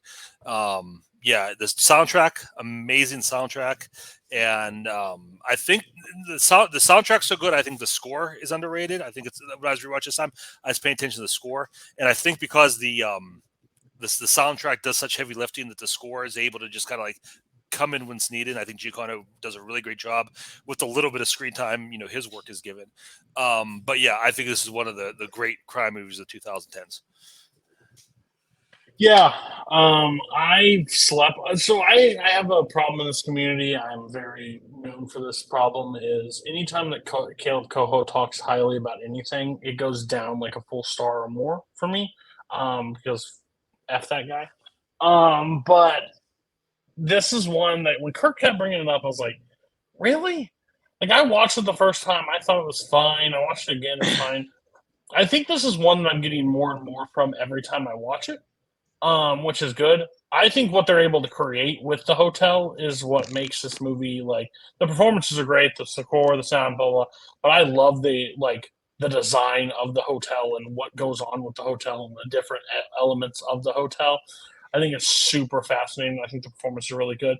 The scene that I want to start with, from my point of view, and just talk about like that scene when she's singing and like gets the claps on beat with the hammer and stuff, and the camera switches and the editing that is in that scene is so damn good. Yeah. Like it is brilliant for me. I'm already hooked throughout this movie because like one thing leads to another. Every like element that happens, something is triggered it at the thing, and like I think it's just that scene hit me the first time. It still hit me. There are still great scenes, but I think that is like arguably one of the best scenes in the movie, and I loved it. Roundtable brought to you by Doritos. Anybody? What's everybody else's thought? Has everybody seen this movie prior to this, or is this a first time watch for anybody? So, what was everybody originally? Were you guys like positive on this movie, or like where were you on this movie before this rewatch? This is one of my favorite movies of all time. It's one of my favorites of the 2010s. Like it's in my top like 30 of all time, I think, on my top 100 list. First time I saw it was I was on a day pass from the hospital and it was in the theater. I went to the theater to watch it and I was the only one there and it was a fucking blast. The performances in this are all like phenomenal. I love Lewis Pullman in this. I love Jeff Bridges in this. I love Chris Hemsworth in his villainous performance, which I wish he played more villains. Honestly, he's fantastic. John Hamm is like really like he's not in this movie a lot, but for when he's in it, he's really good. A really underrated performance from him.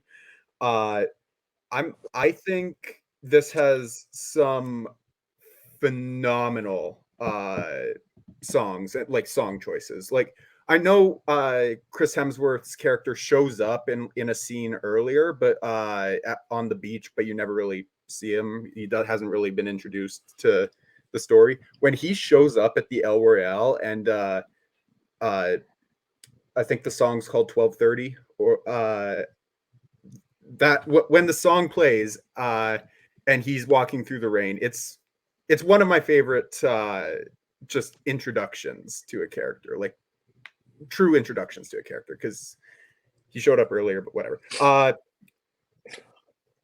Phenomenal film. I love this movie. I could talk about it a long time, but I have to step away for a quick second, but I'll be right back. You're good. Everybody else? Yeah, I'll go. I gotta be honest, like I think the first time I saw it, I felt like I was a little bit underwhelmed. Like it's it's kind of one of those movies that you just kind of you see it and you're like, I like that, but like it's missing something. Like I'm not 100% sure what. I was the same way. But it's missing something, and I feel like because this is now the third time I've sat and watched this movie, and it gets better on rewatch, and I'm just kind of like, what? Maybe just on that day, it just didn't hit me. I think that's like the best explanation I can give you. It didn't hit me the first rewatch because I think and maybe like one of the things that does bug me about it is like, because I think we kind of brought up already, is I was really into Mad Men, and I love John Hamm. Mm. And it feels like every movie role he gets like the least amount of, like, he just gets the least amount of screen time, least amount of commitment. Like, it just feels like he's not in the movie enough. Like, I felt that way about this. I felt that way about The Town. Like, it's just like we just need more John Hamm. Just put John Hamm in everything, and everything will be better. But well, that's what real quick on that before we go to Scott. The thing is about John Hamm is if you watch Mad Men and you watch any film with John Hamm, they're not the same human being. I don't believe they're the same because he's either underused or undervalued, or he's just doing John Hamm. Like, he's just doing John in this movie. I don't think he can rise to any higher than where he is in the movie because everybody else outshadows him. Because I just don't, in a movie, it just doesn't work for me. But Mad Men, he's totally a different character. And I don't know, because maybe you get to spend more time with him in Mad Men, so you develop that, like, character, but it just doesn't work. Scott, what were your take on the rewatch here? Yeah, so I liked the movie the first time I saw it. I think maybe it was a tad overhyped for me because everyone was saying, "Oh, this is, Tarantino-esque. This is very reminiscent of Tarantino." I don't think the writing ever quite gets to that level, though I understand why the comparisons are made because of, the story and the way that all the characters' fates are interwoven with each other and stuff like that. That makes sense to an extent. But I think it's really good still. My perspective on it didn't really change on the rewatch. I really like a lot of the setup and everything and obviously the hotel. I love like the first, the tracking shot basically when, the tunnel gets discovered and he's going through and seeing all there. I think that's, really well done and stylish and everything. Um, and I'm in on the movie for the most part. I gotta say, like, I'm not fully in love with the Chris Hemsworth stuff because I just like, I guess, the insular nature of like it is these people in the hotel and they all have their different stuff going on. And I understand, obviously, their fates are connected to the cult leader, at least the sisters are. Um, but just like bringing in that outside force or something, I don't know. It slightly takes some of the appeal out of the movie for me. And I do think it also spells out that theme of like the choices a little bit, like, very explicitly. I mean, a roulette wheel is like the most, on the nose, like here's where you have to choose type of thing that you can get. So those are minor things for me though, because I do really enjoy it. And like, I think all the characters are great. And I just, I like watching everything play out. It is just one of those movies where you want to just they do a great job of setting it up, and it's like, well, I got to see how this, how all the pieces fall into place at the end. The other thing I will say is I don't think like the backstory for Lewis Pullman's character kind of seems unnecessary because like it doesn't even really matter a whole lot in the end, like that he killed all these people before, because it's set up as like, oh well, he's not going to be able to shoot now because he's killed so many people, and then we get the flashback, but then he does it anyway, right? It's like I don't know, it just felt like it was like, well, we've had a backstory on everyone else so now we have to get this guy's backstory, but it didn't feel like it really impacted the story a whole lot. A couple of things of what you said. First of all, I think everybody talking about how, I mean, four to five of us, because I agree. The first time I watched this movie, I liked it, but it didn't completely blow me out of the water like it did on subsequent rewatches. I think Scott may have hit on something where bringing Hemsworth in that part is kind of a surprise that you're not expecting, and maybe not the way you want it to go. You kind of, on the first watch you want to see them resolve the story within themselves. But then once you know that's what's happening, you see that setup come through. Maybe the rewatches, that's why it's a lot more enjoyable, is because you know what's coming, so you can just kind of take it all in. Second thing that talking about Lewis Pullman's character, we watched this time because I always wondered, like, it always kind of bothered me that she was just like, okay, we could all die because you have to shoot. But I think that's the thing. I think it's like he is not, the whole thing is like he killed for nothing. Like you see that scene with those people, and it's and you just see those bodies everywhere, and it's just all this pointless death. And I think that moment where she says, where he's like, I'm not going to kill anybody. He's like, I can't do it. And she just says, okay, you don't have to kill anybody. And I think in that moment where he's found acceptance and he's found people who care about him, like he's found somebody who's worth killing for. So somebody people he wants to protect, and a reason why, like it's not, in this case for him, it's not a sin to protect these people by killing these other people. Yeah, I just don't really get that with his character. Like the friendship angle of it or whatever, I see way more between obviously Cynthia Erivo and Jeff Bridges, more so than his character being impacted than that. I don't know about friendship, but like he sees them as people that don't deserve to die, necessarily. Like they're worth protecting. Well, and also, like, I mean, he's put in that intense situation where his life was already threatened, and he may think like it's either me or them. So he's putting the mark. I do love the part where Christian Bale plays like, I wish he played like a villain more often because I think he's really good as the villain. But that scene where she's like, Chris Hemsworth, when he's singing, I don't know who I said about the first, but whatever. You said Batman. Like everybody was that's fair. When she's singing and he slams down on that roulette table and goes, I've heard better. Like such just like different. She's giving like a really good performance over it. I do love the like that scene where they're sitting there and he keeps saying like, Father, I need to confess, blah blah, and like Hemsworth's like, you gonna tell him? Like he don't know, does he? And like he ain't a priest, and like the face that he gives, I think that I don't know if I've seen a lot of him in other movies, but I think his performance is really good as like a character I didn't expect from all those heavy hitters in that movie for him to be one of the standouts.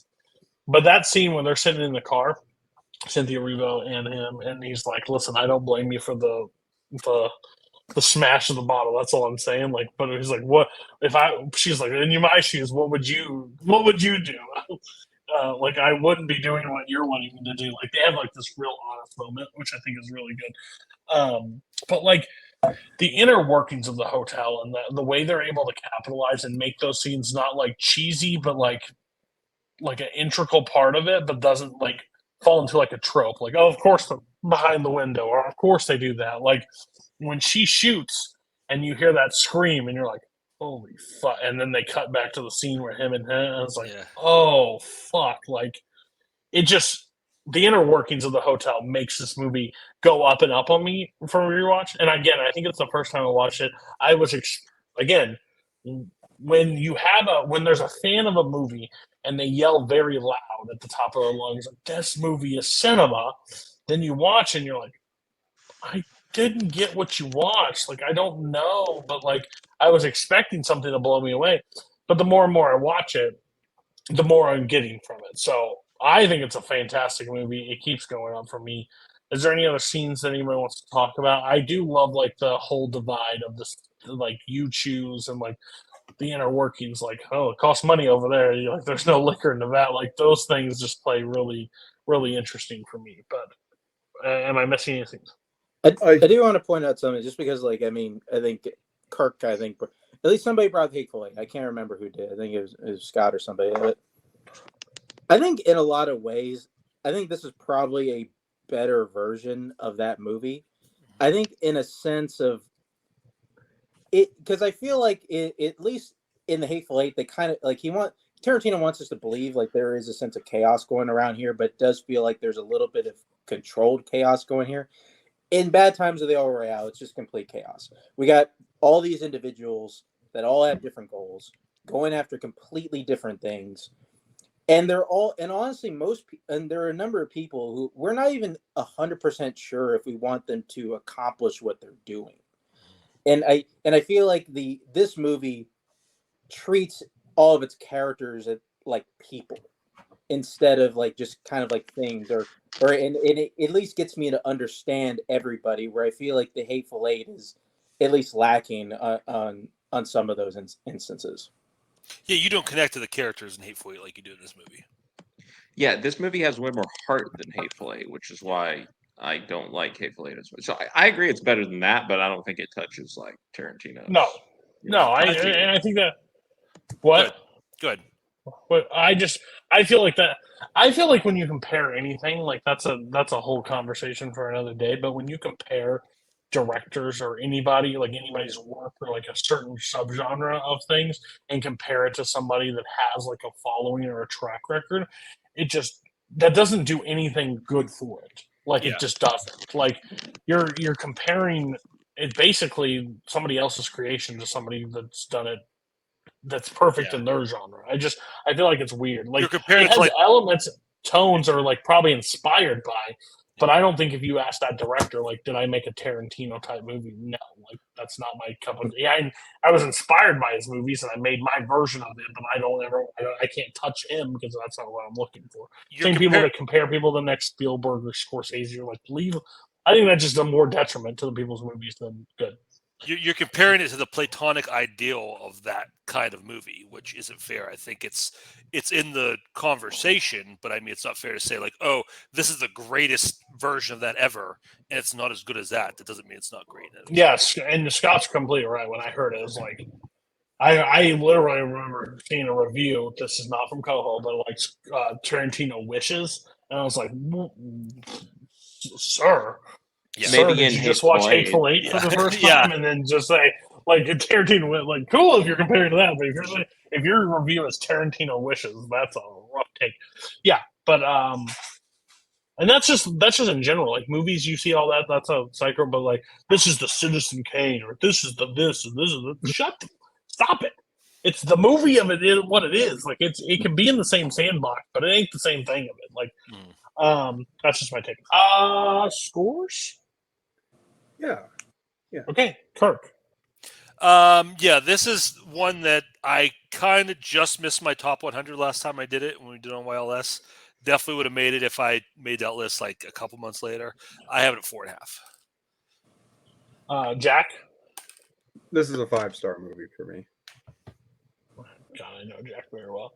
He's at 9.7. Anyways, I was at 4 for a while. I'm at 4.5. It's went up. I would definitely pop this on at any point. Mark. I give it a 4. I like it quite a bit. Like it's moved up quite a bit for me. Like every time it'll probably go up higher next time I rewatch it. And Scott. 4 stars. Yeah, I'm excited to see what Drew Goddard's next stuff is. Yeah, definitely. That's why. Okay. So when I pick this movie, I didn't pick it because it's my favorite movie of all time. Not like I've done that before. I picked movies that I really liked and whatnot. I picked one for conversation. And that's basically why I picked it. There was nothing else behind it. I do enjoy the movie, so I didn't pick anything that I think anybody's going to have a bad time with. No pun to the last movie. But I picked Forrest Gump. When I was picking it, I looked on Letterboxd, saw some ratings for it, but some no ratings at all. And then Scott let me know. Never saw the movie before. So check the box that I didn't expect to check. So awesome. I picked it basically because this one is what? This is 94. This is arguably in one of the years of cinema that is people revere like the Lord of our Father. Like it's that year of such like great films have come. Some of my favorite movies are from this year. I enjoy this year a lot. But this is the winner of that year. Hanks wins Best Actor for this performance. I know growing up in high school, this was the quintessential like snow, like rain day movie on like during high school. Like, hey, can we just watch Forrest Gump? I had a pop cultures class through high school, and we watched Forrest Gump, and my teacher hated it, but she still put it on because she's like, and she was Canadian. She's like, this is like This is like how she described this is American porn, like how it is because like it's everything in history, but this man was at everything, and you all love it. And it's not history; he's never been there. So it's probably also one of my most. I can quote this movie backwards and forwards. I've watched it a lot growing up, but I still will say it has hurt in age. It does hurt in age. The love I once had when I was 15, I don't have as high anymore. But I'm interested to see what everybody's take on. basically we'll break this part is in the movie, and then we'll talk about like post, like because this movie has went through kind of a shuffle. Very loved. I would say a boomer's classic. Like there's some older folks that love this movie. Like if you ask my uncle, Roadhouse and Forrest Gump battle for like what is the greatest movie ever. Right?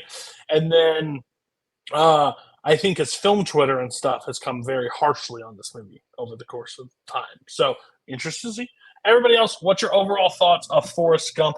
I'm going to start with Scott because I just want to get his first initial like takes because he hasn't seen it, and then we can go through our like what you feel because I'm really curious. This is what I'm. Yeah, so this was my biggest blind spot movie, like for many years it has been, and it was almost a bit. It had become a bit. Like I didn't set out to like not ever watch it, but it just kind of happened, and so I was like, well, maybe I'll just never watch it, because there was nothing that was ever drawing me to it. I've been to the Bubba Gump restaurant multiple times and eaten, but it didn't make me want to go watch the movie. So you didn't do good at Bubba Gump, Forrest Gump trivia? Trivia? No, I did not. Much like me and you don't represent the factual well, too these days. Yeah, no. But anyway, so the opportunity finally presented itself. I watched the movie and I don't get it. I probably won't surprise anyone that I didn't really like it. It kind of played out as I feared that it would. And I think my main problem with the movie is that the movie gets away with saying absolutely nothing because it has a, intellectually disabled person as its hero, right? So he doesn't understand the complex issues that this movie is presenting, like racism, like the Vietnam War, like XYZ, insert, all the stuff that touched on here, like everything that Jenny experiences. He doesn't fully comprehend any of that. And so the movie doesn't have to actually take a stance or say anything or be about anything because, well, the character doesn't understand, right? He's just this guy who happened to be in, like you say, in the middle of all these events in history. And so it comes off as here's a bunch of stuff that happened and like that's the movie. And the character doesn't really grow very much over the course of the movie because again, there's not a whole lot of room for him to grow. He is still running. He starts off by running and he's still running at the end of the movie. He starts off in love with Jenny and he's still in love with Jenny at the end of the movie. Maybe he's justified, maybe he's not. And there's hardships and stuff along the way, but the movie doesn't really reckon with any of that. It's all about how did it affect this man, and it affects him in a very simplistic way because that's the only way he can think about it. And I can't help but think about the scene where he is at the anti-Vietnam rally and they hand him the microphone and of course the sound goes out and we never actually hear what it is that he said. And I was like, that is a metaphor for how I feel about this movie, right? Any second that it has an opportunity to make an interesting point or argument or statement of substance about anything, it stops. That we don't hear anything. The sound goes out, and that's it. And I just think in today's day and age, this over sentimentalized type of thing is just not going to fly because we understand a lot more about America than we did even in 1994. And I just don't feel comfortable sitting and watching this movie that's like, showing us some of the horrors of the Vietnam War, but like, again, comes off as America porn, whatever, comes off as patriotic, is not he's basically just like the catalyst to like carry you through these events, but not have any impact on it, which is why I think for me overall, it didn't go like I have nostalgia for this movie, so that's my main problem with this movie. I have nostalgia for it. and I enjoy parts of it, and I still laugh at parts of it, and I still quote parts of it. So it's like in that part, but overall as a movie, I don't believe it. I don't. I honestly, and I could be wrong, but making this movie and stuff, I don't think the even makers of this movie could have predicted that this was going to win Best Picture. Like, as you can see it happening, I just don't see any of it like they're like, this is going to be our cash cow and drive. They probably had the idea just to drive this this character that has no impact on really anything, but carries you through these moments and like a like it travels through time until you drop him off at the point that he drops off. But it gets us overall buzz, and I think overall winning Best Picture and winning that hurts this movie more now than if it was just a movie that came out, like because it gets that hype. Everybody else on this thought, everybody saw this movie prior, right? No, yes, maybe so. Okay, so I know Kirk. I've seen Kirk reading on it, so we'll get there in a second. But Mark and Jack, are you guys high or low on this movie? Just a quick word, and then we'll get pass it back to you. Hi. Jack, go ahead. I'll let you. Go ahead, Jack. Go ahead. Okay. I'm higher on this movie. I think Tom Hanks. You're also Canadian, so it helps. Yeah, also Canadian, and I don't give a shit about America. So yay! That should make you hate this movie more. We don't claim Alabama. Don't worry. Fair. No, I think this is a well done movie. It has it's got some scenes that I think are genuinely really funny. The scene with the drill sergeant I think is great. That scene never fails to make me chuckle. 160. But no, it has one of the greatest villains. No, I'm just kidding. But still, Jenny is a monster.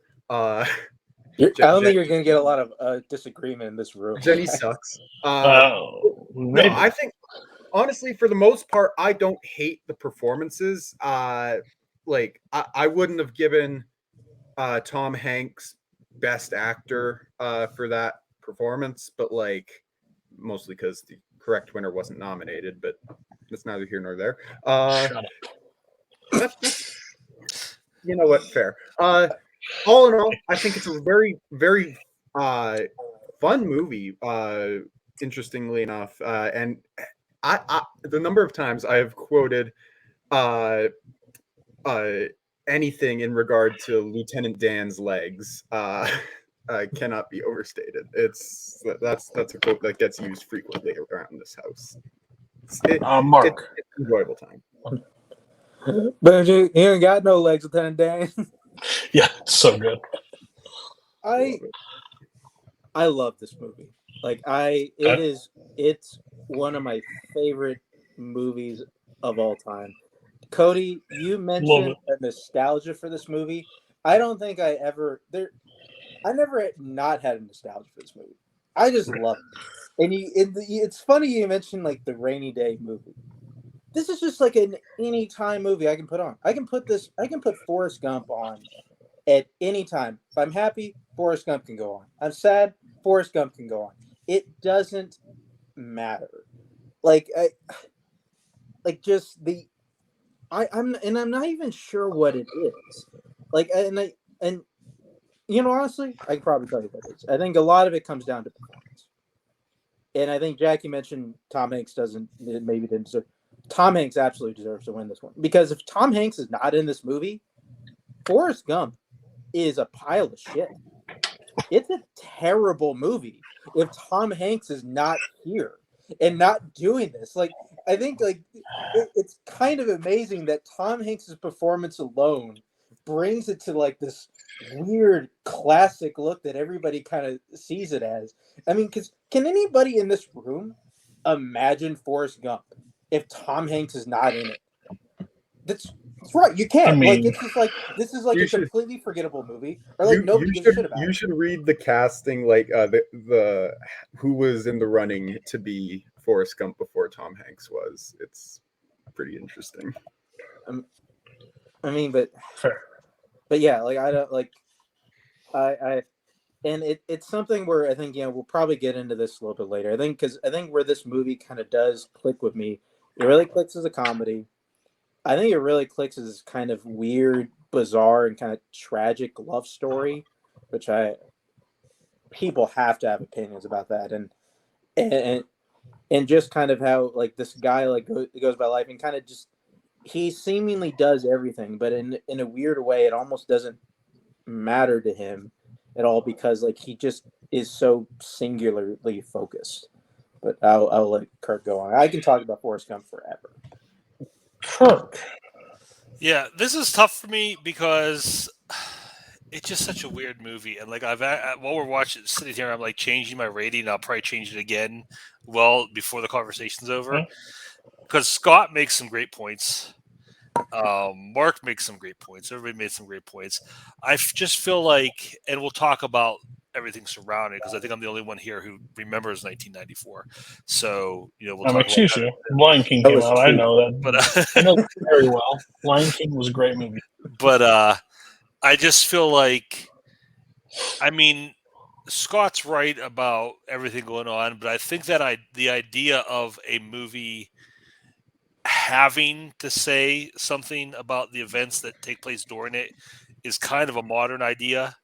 And again, if there's another movie they made this today, it would be a completely different movie about completely different things. But it'd be probably 6 hours long.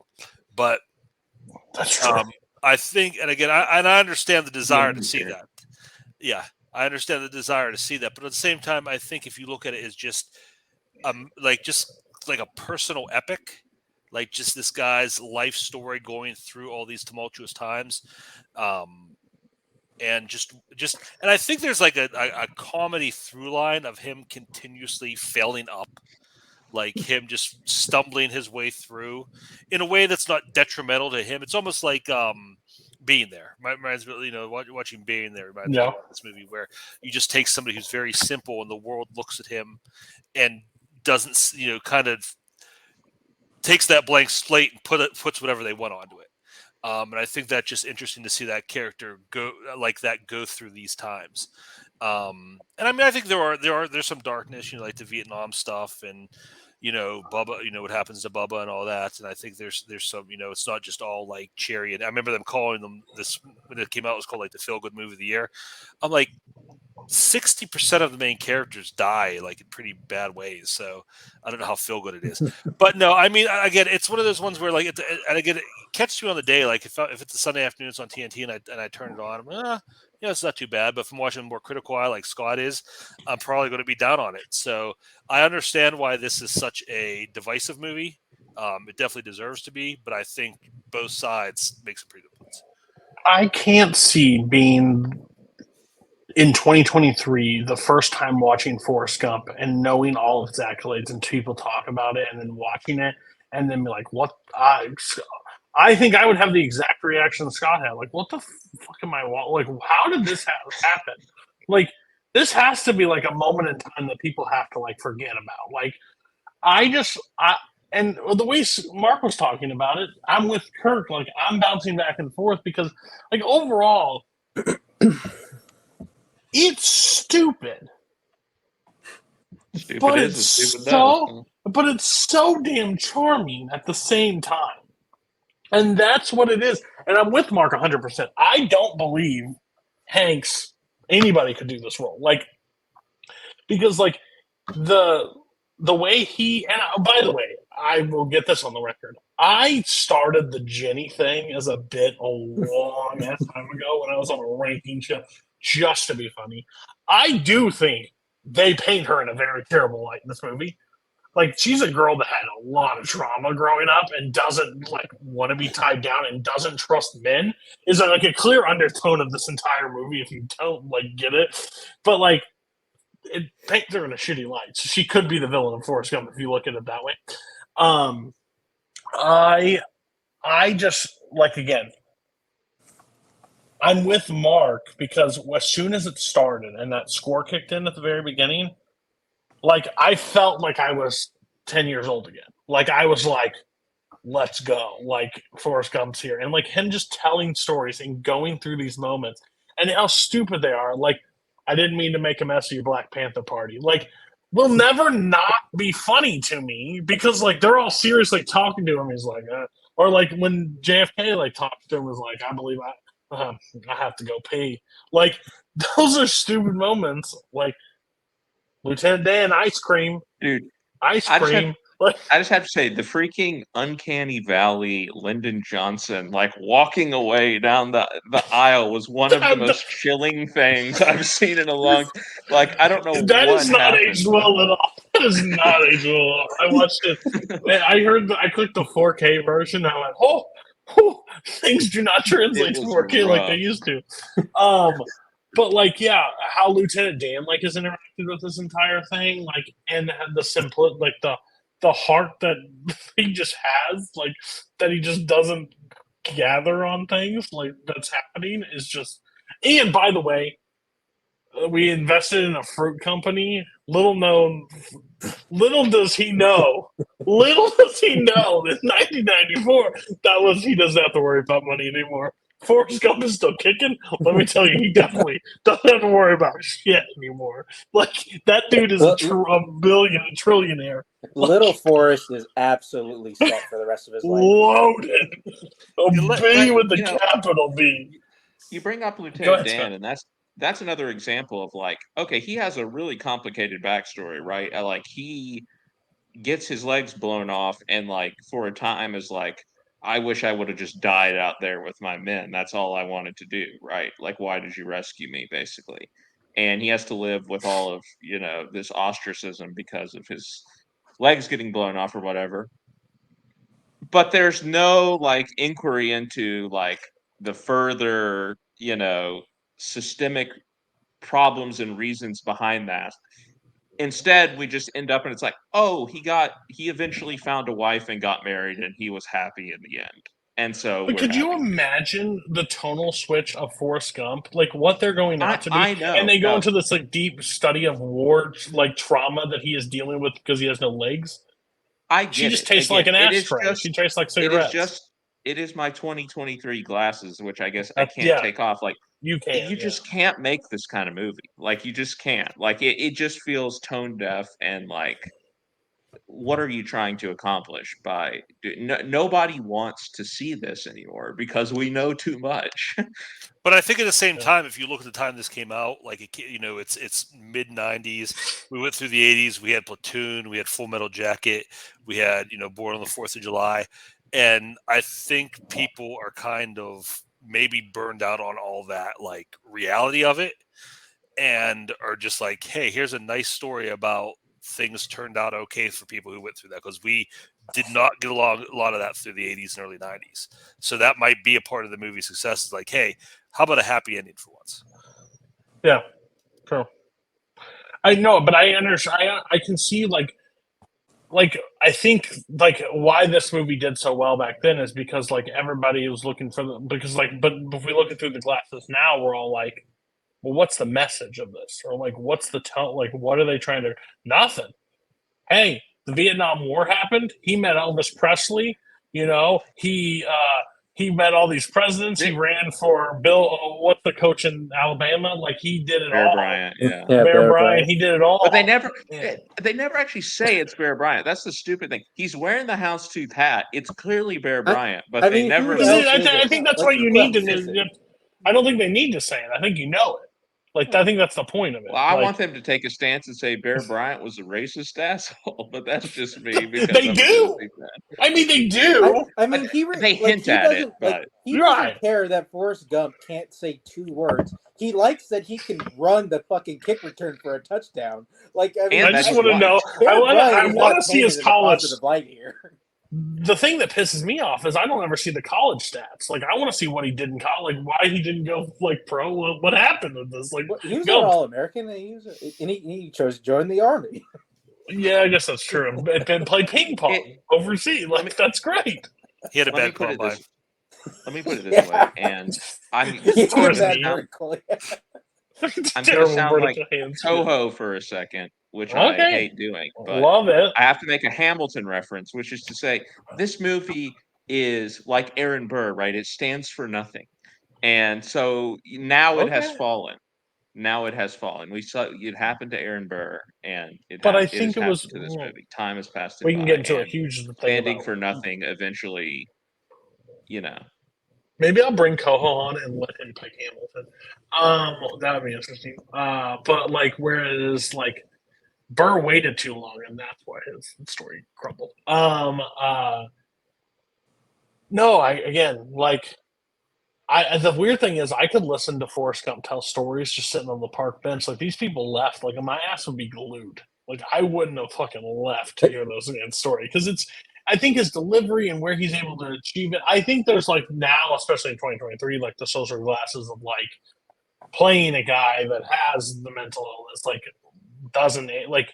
I think people still like I've seen people like on Letterboxd or whatever when they finally watch like Rain Man and see Dustin Hoffman's performance, and there's like an outlash of that because it's like, well, yeah, but in the '80s, that's a totally different time than when we were in. Like no one was making those casting decisions back then. Like that wasn't the way to make the decision. Like they were just casting actors play actors. So I don't even have a problem with that aspect of it. right. It's more just the fact that this guy is portrayed as the hero of the movie, right? The person that we are supposed to model our values after, and I don't he think has he's no the values. hero.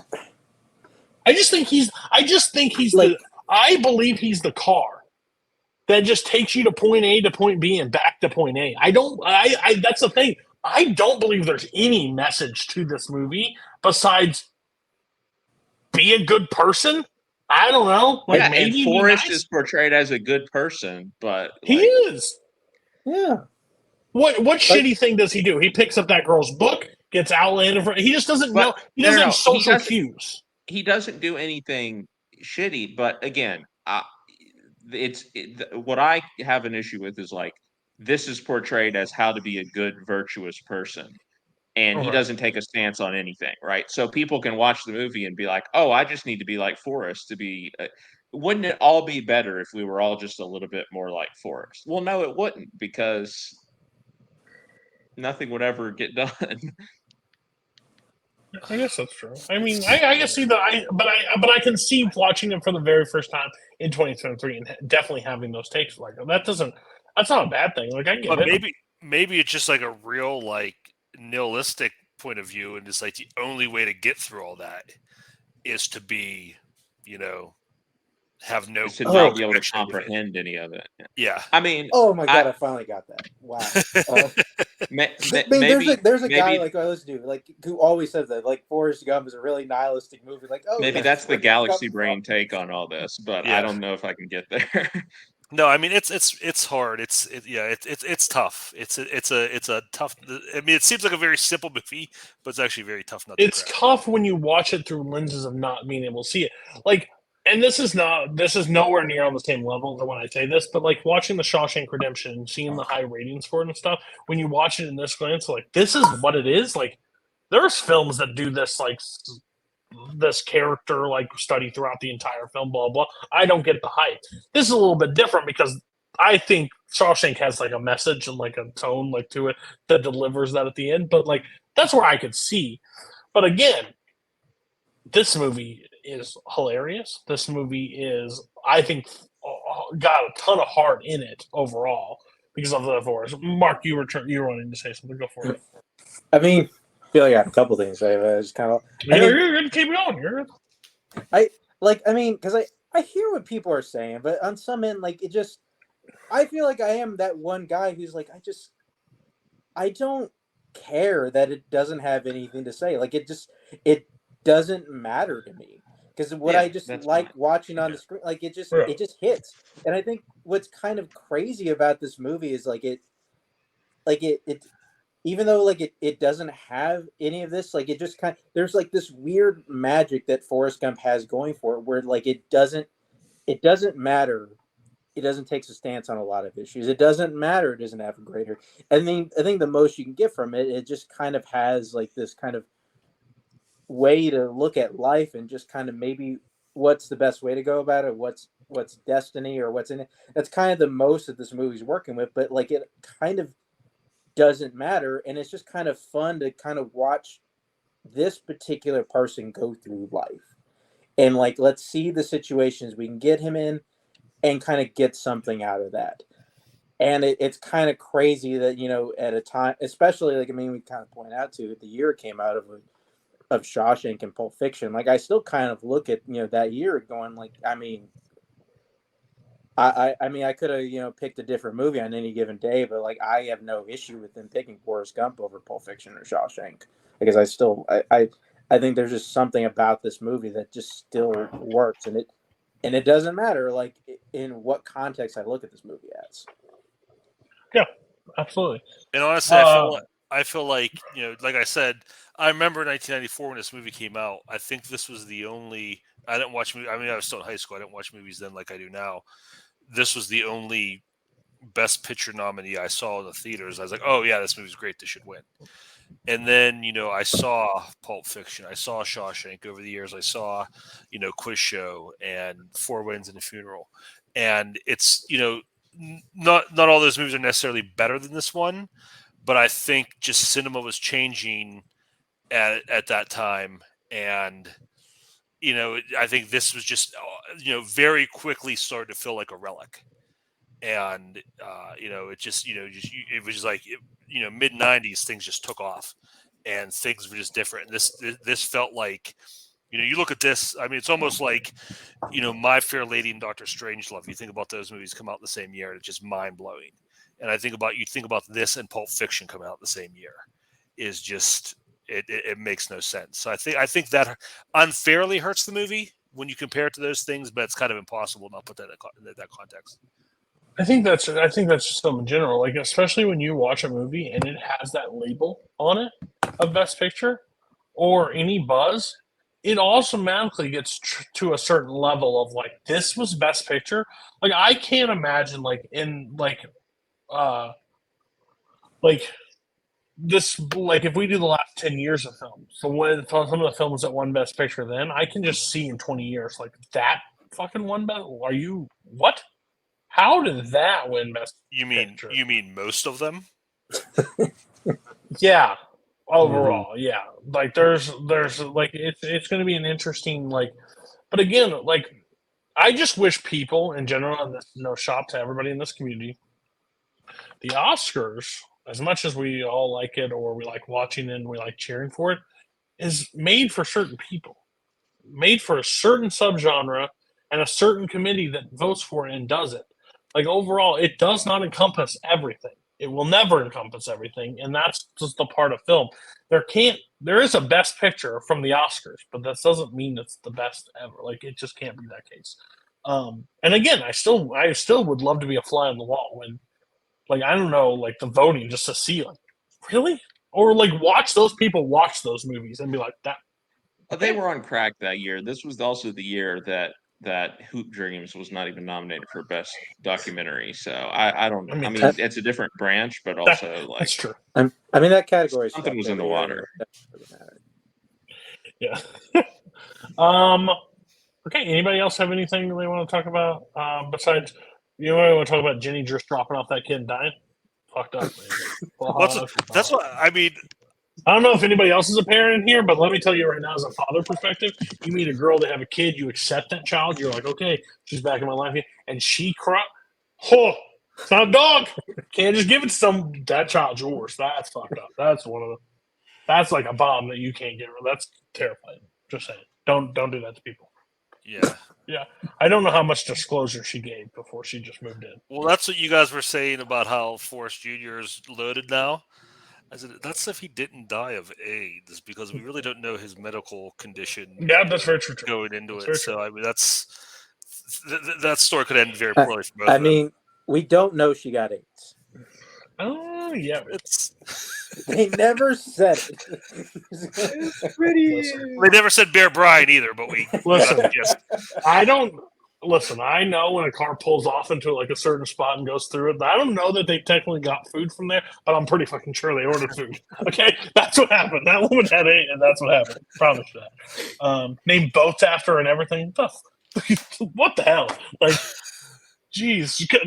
Any girl that would have opened that seat up to Forrest had a shot, and they all just can't sit here. fuck you. Like, I also love that one moment where that girl's sitting there and like there's two people in that seat and she moves like half an inch. There's nowhere to sit. She's not gonna sit on your lap. Like, what are you doing? Like, we're not talking about you, child. Like, you can't sit with you if you wanted to. Like, one of the funniest parts. I laughed really hard at that part because you just like, okay, what? Mark's And then my back's as crooked as. By the way, it never will be funny when your mother sure cares about your education and him responding in the just kills me every time. Like, what a comeback on that one. Yeah, so I guess we have ratings of Forrest unless anybody wants to say anything else. I came to be a shrimp bouquet. Well, you ain't got no legs, Lieutenant Dan. Still, and I will always drop that gif in the when he jumps off the boat, like he just like sees him and he sends the other way. It comes back the other direction. Great. I will say this as someone who again went through all of the '90s. Forrest Gump, the second most obnoxious movie impression of the '90s, second only to Austin Powers. Okay. I can hear a bunch of people saying "yeah, baby" and just driving you up the wall. Okay. We'll go. I guess I get to start. I'm at 4 stars. It stays 4 for me. It didn't really go down. The more we talked about it, the more I just enjoyed it. Like, I have fun with it. I can't give it anything more. Jack. I'll go 4 as well. Kirk. I saw 2 stars. Is that accurate? I think I had it 2 stars, 2.5 going in. I balanced it back and forth. I was in between. I'm going 3 for now. We'll see where we are in a year, a couple of years from now. Mark. I will say this. This will not happen very often. I'm going to give it the big 5. It's getting 5 stars from me. I love Forrest Gump. Scott. Oh, I know where this is going. I don't know what. No, I don't begrudge anyone for liking it because, again, right. I've been brain poisoned now in 2023, seeing this for the first time, to where I cannot accept the sentimentality in its portrayal of America. And so for that reason, I'm giving it 2 stars because there's not a whole lot I enjoyed. When you take all of that out of it, it's just, again, here's a bunch of stuff that happened and a bunch of like those winky jokes like, oh, we bought stock in a fruit company, like. Great. I don't know. I think that was also Paul's rating for it, I think. Paul was very I don't know if he saw it late too, but I remember his rating. Okay. That's the show, everybody. Again, thank you all for being on. Mike, I hope you feel better. And again, Wireless is dead, so there's a chance that I won't tie Scott into another one, but I may start doing extra episodes from here to there. If that's if Tim doesn't kill me. I am trying to plan a horror one as we speak for the very next one. Not the next one, but the next one. But it's hard because I know a ton of people want to be on. And I'm going to be there. So it's weird, but I'll be there. But I'll pick one. Next week, next month, I want to read the movies for thing. Well, first I have Matthew Chen, Dylan Van Thine, Cameron Holtzman, Scott, Mark, myself. And these are the movies that we will have on Varsity Blues, Cache, I guess I'm saying that correctly, I'm not sure.